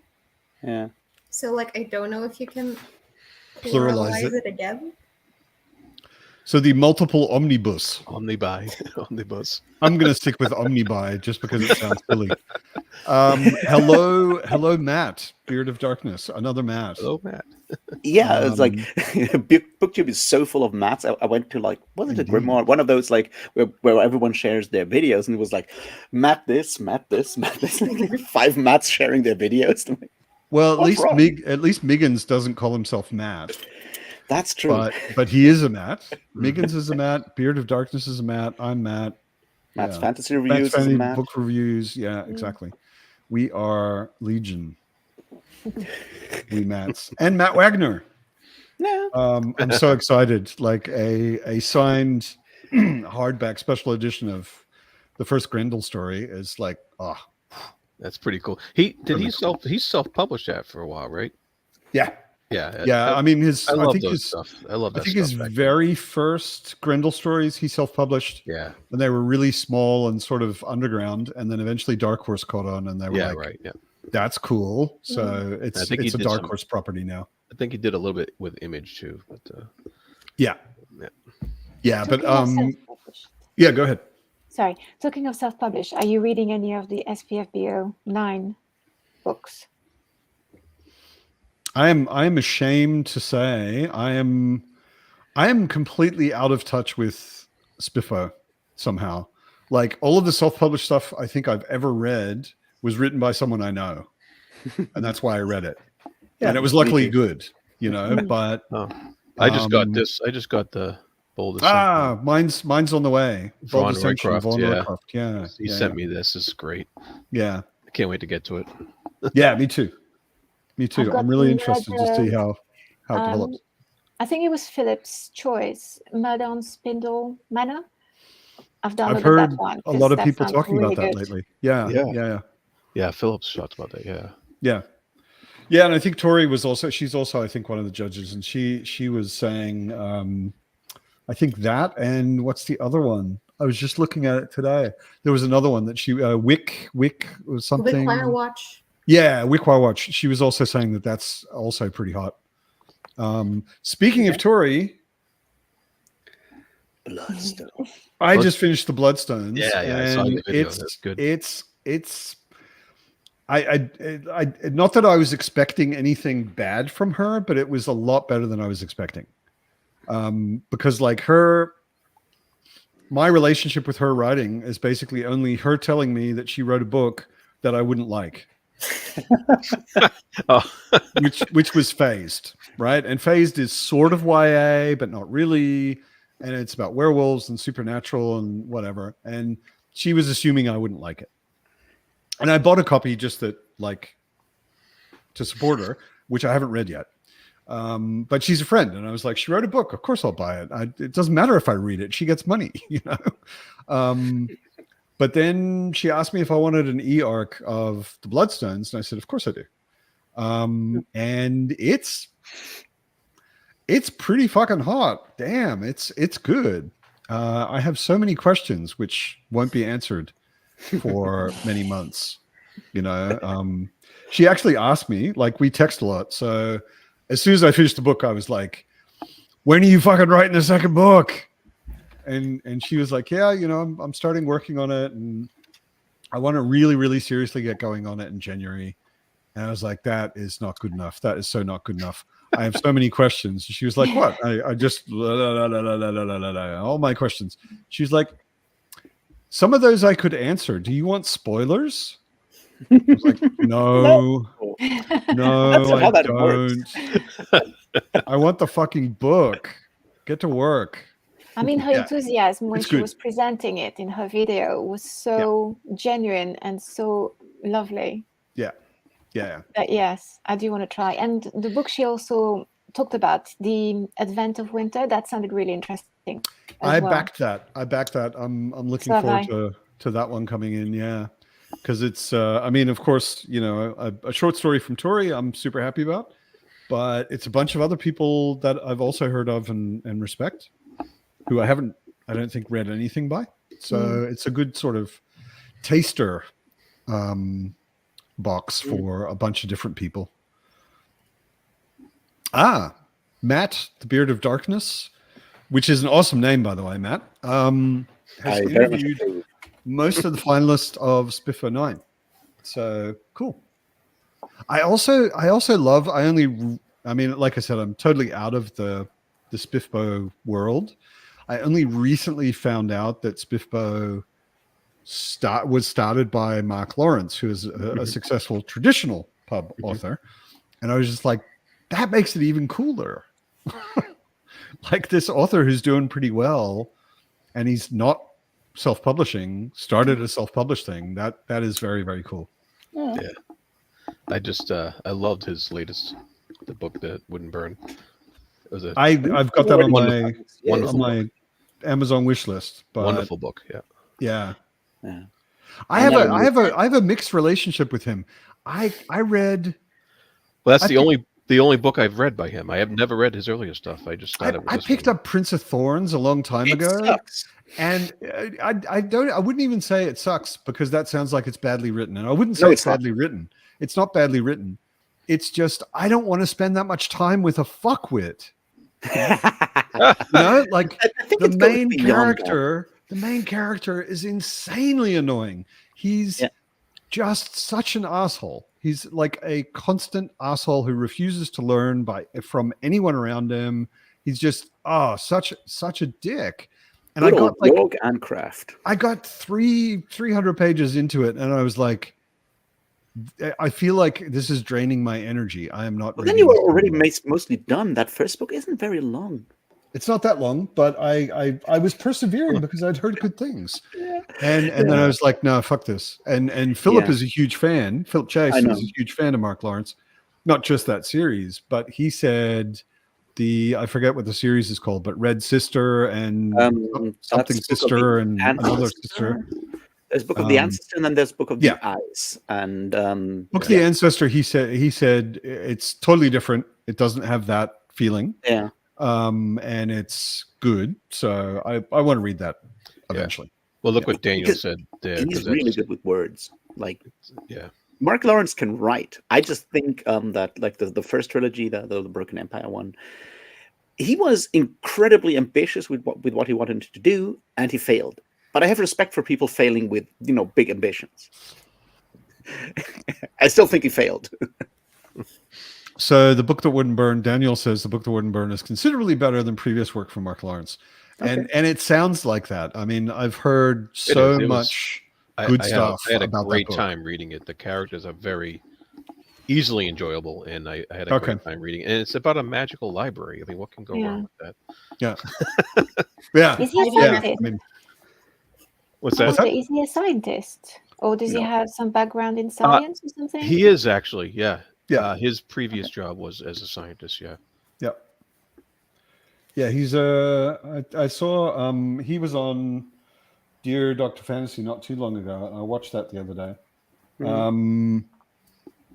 Trying to remember, is he an astrophysicist or something? Something to do, yeah. Yeah, something along those lines, yeah. Yeah.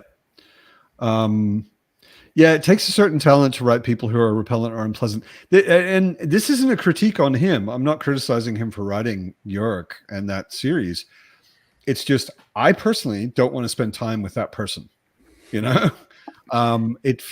just like if I went into a pub and the guy who started talking to me was obviously a complete dick. I would be polite and I would find someone else to talk to. And if he persevered, I would be less polite and find somebody else to talk to. So it was the same way with that book. I was just like, I am spending time with an extremely unpleasant person, and he's the main character.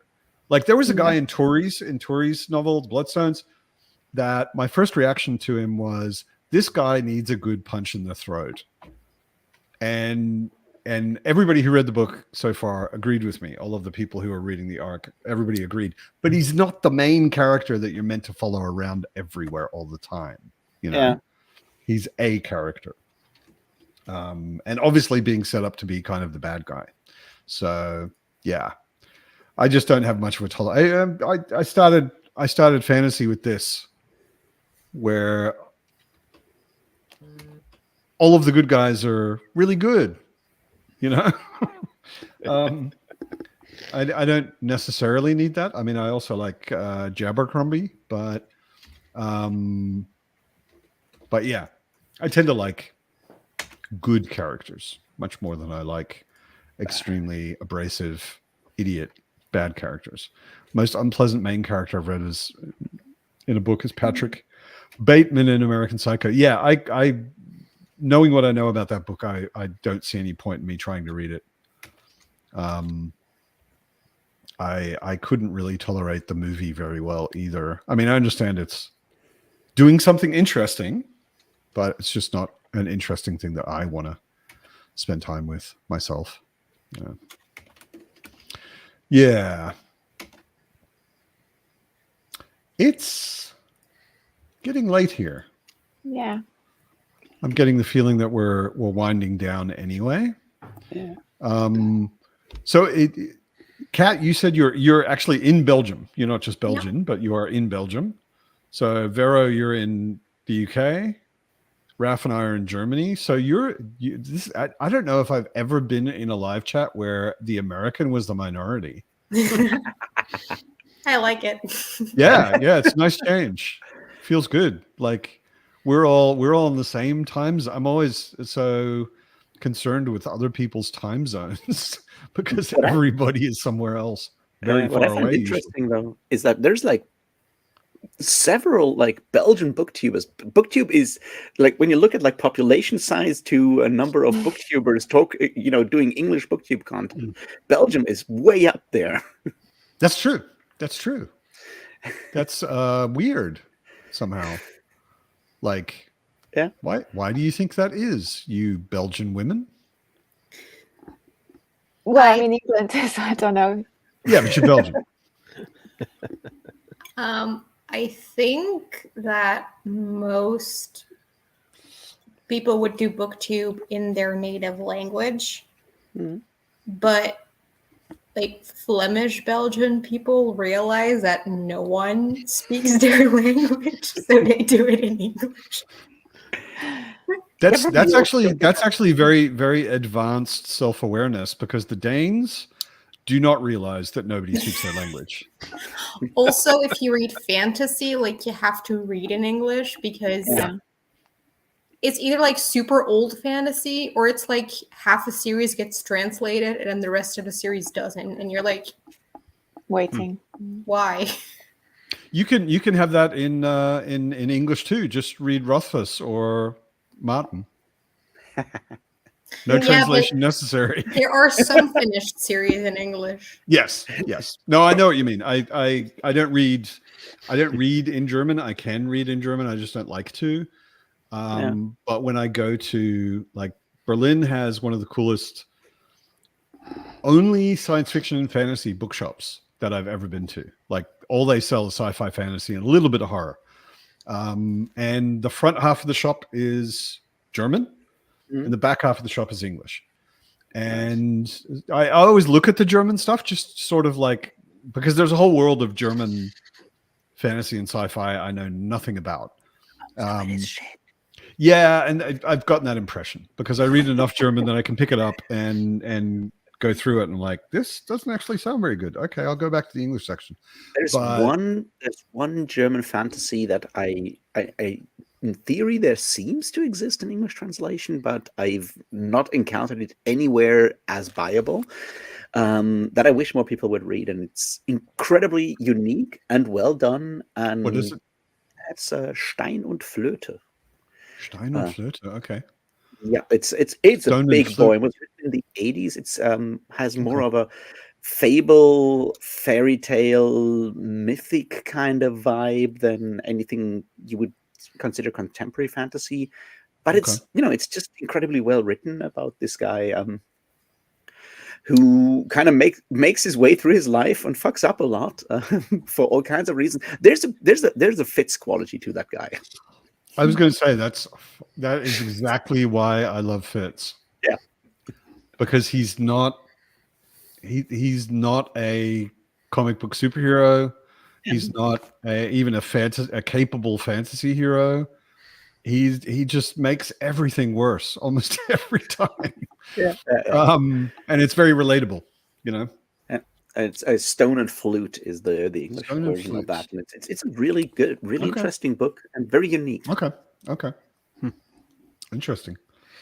The one Go ahead. The one annoying thing about doing booktube in English, if you also read in other languages, is that sometimes you read books that don't have an English version.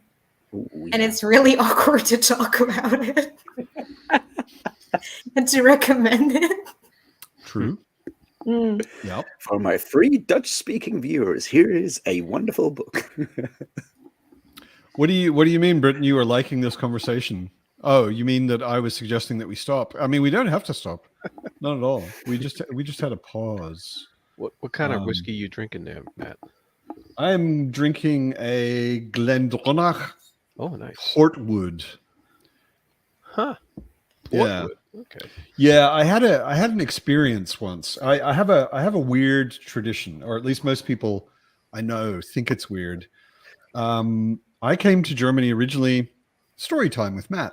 I came to Germany originally because I was traveling the world.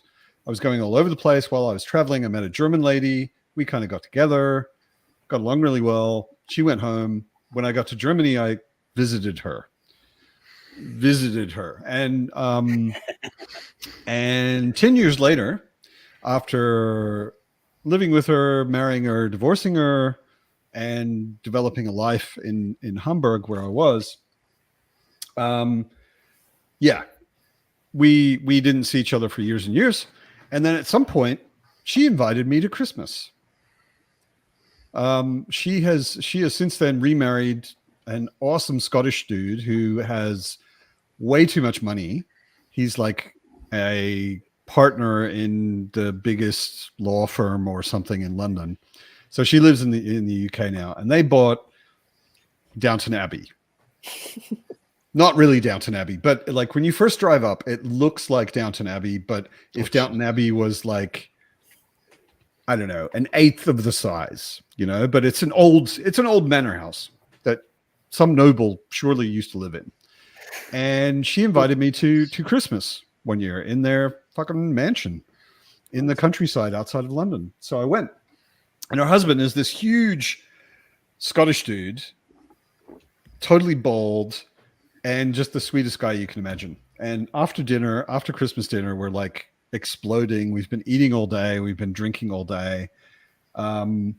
He takes me into their lounge room with like roaring fireplace and just very think English manor lounge room. And he's got this table, which is as long as I am tall, and it's just covered in bottles. Oh, jeez. And he was like, "What do you like?" I like single malt Scotch. He's like, "Well, yeah, obviously, most of this is single malt Scotch." And I was like, "I don't like smoky. You know, the peaty taste. I just can't stand it." He was like, "Oh, okay, I got something for you." And he brings over not this, but a Glendronach 25-year-old. Oh boy. And if you don't know single malt Scotch, like if you've got a 25-year-old bottle, the price starts at 100.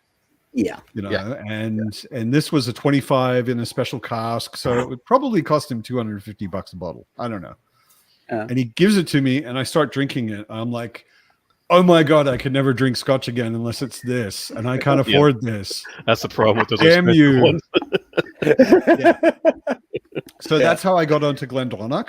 Glendronach also has 10-year, 15-year, much more affordable. And this is it doesn't actually say years. I think the point of this one is that it's a portwood cask. So the whiskey was aged in a port barrel, yeah. In a barrel that was used for port. So it's got a bit of a sweeter thing. The one he gave me was just like the smoothest. It tasted like caramel. It was unbelievable. Anyone outside of the United Kingdom ever drink port wine? I mean, people in Portugal, of course, but beyond that, in Australia. But okay, Australia is heavily British influenced. I've had it before, but yeah, I've had it before as well. But I was, getting hammered on a ferry across that river outside of Lisbon. Oh. My stepdad, who is Australian, and I used to drink port together a lot. Okay, so it's an Australian thing as well. When you were in Lisbon, did you try ginger?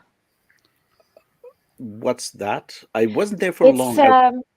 It's a liqueur made with cherries. No, I did not. I did, however, drink a lot of the Medronho booze. Okay. That's more like a more Algarve kind of thing. It's from some kind of fruit that only grows there, and they turn it into very high percent booze, and it's very hard to find outside of Portugal.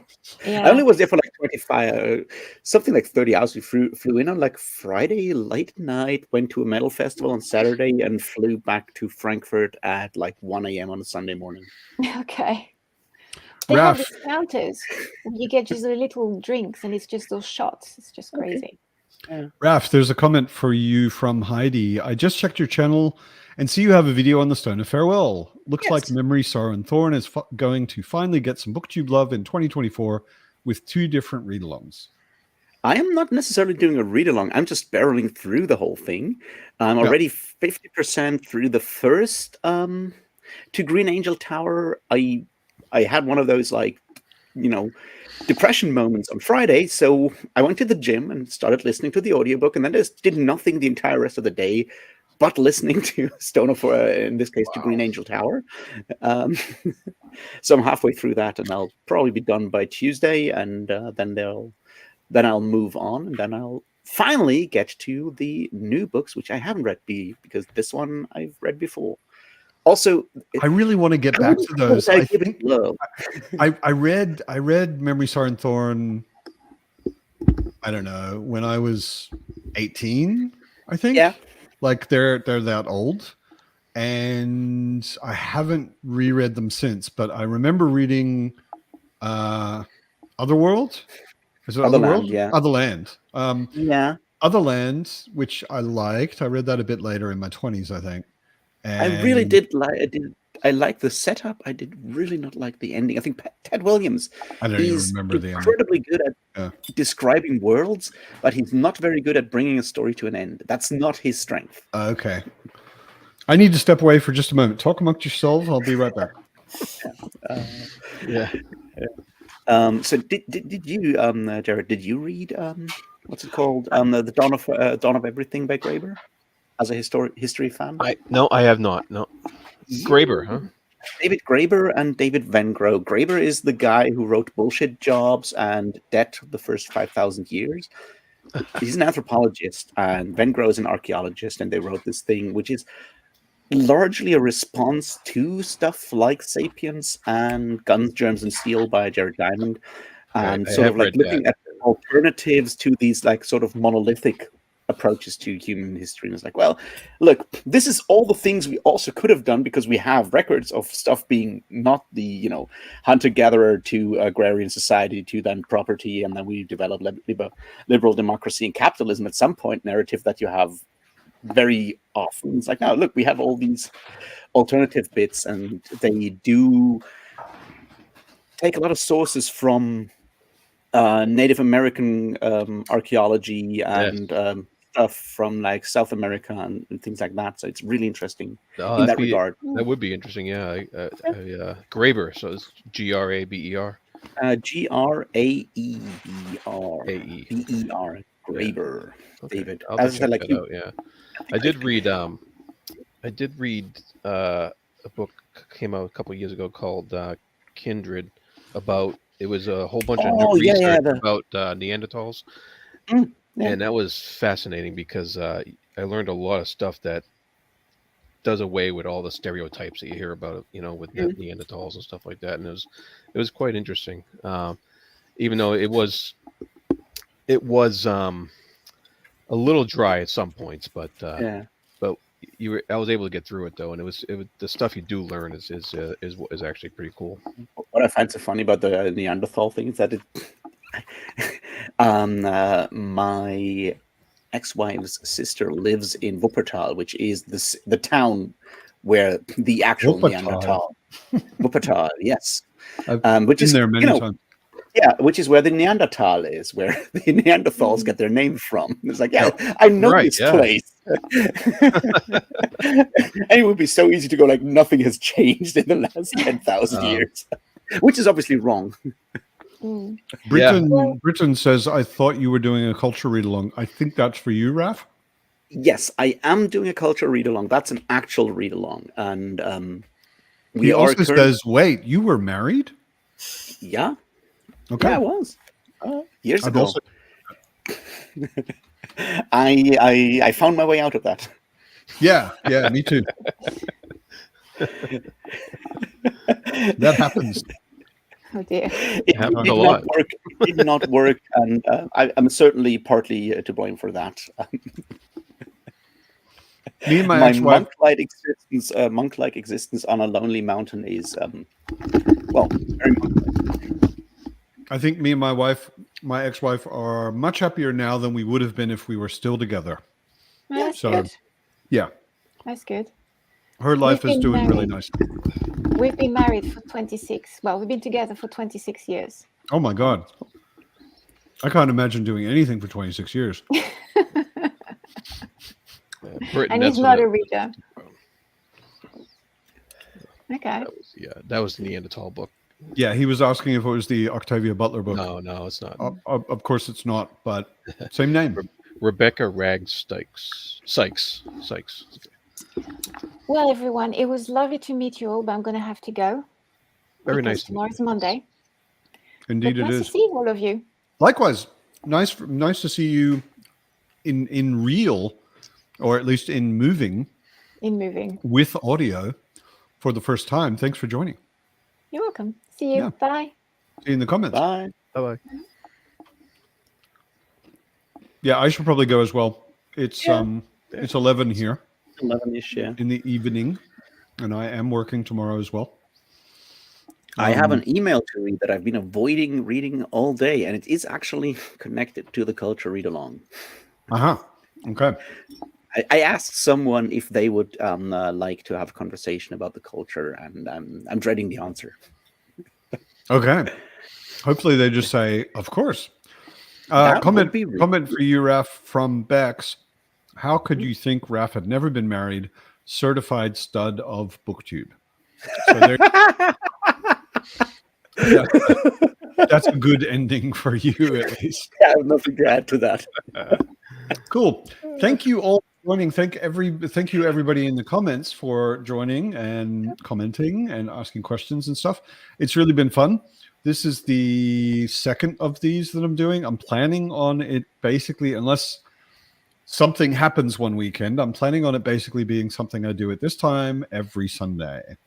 And you're welcome to join anytime. Also, commenters, lurkers, watchers, people who do not have BookTube channels, it's not about BookTubers chatting with each other. It's about people who are into books chatting with each other. And I certainly assume and hope that I have a lot of very intelligent commenters who are watching things. You do. So I think we all have really good conversations about books, whether you have a channel or not. So yeah, next weekend, next Sunday, same time, basically. See you all then. See you then. All right. Thanks, Matt. Well, cheers. Ciao.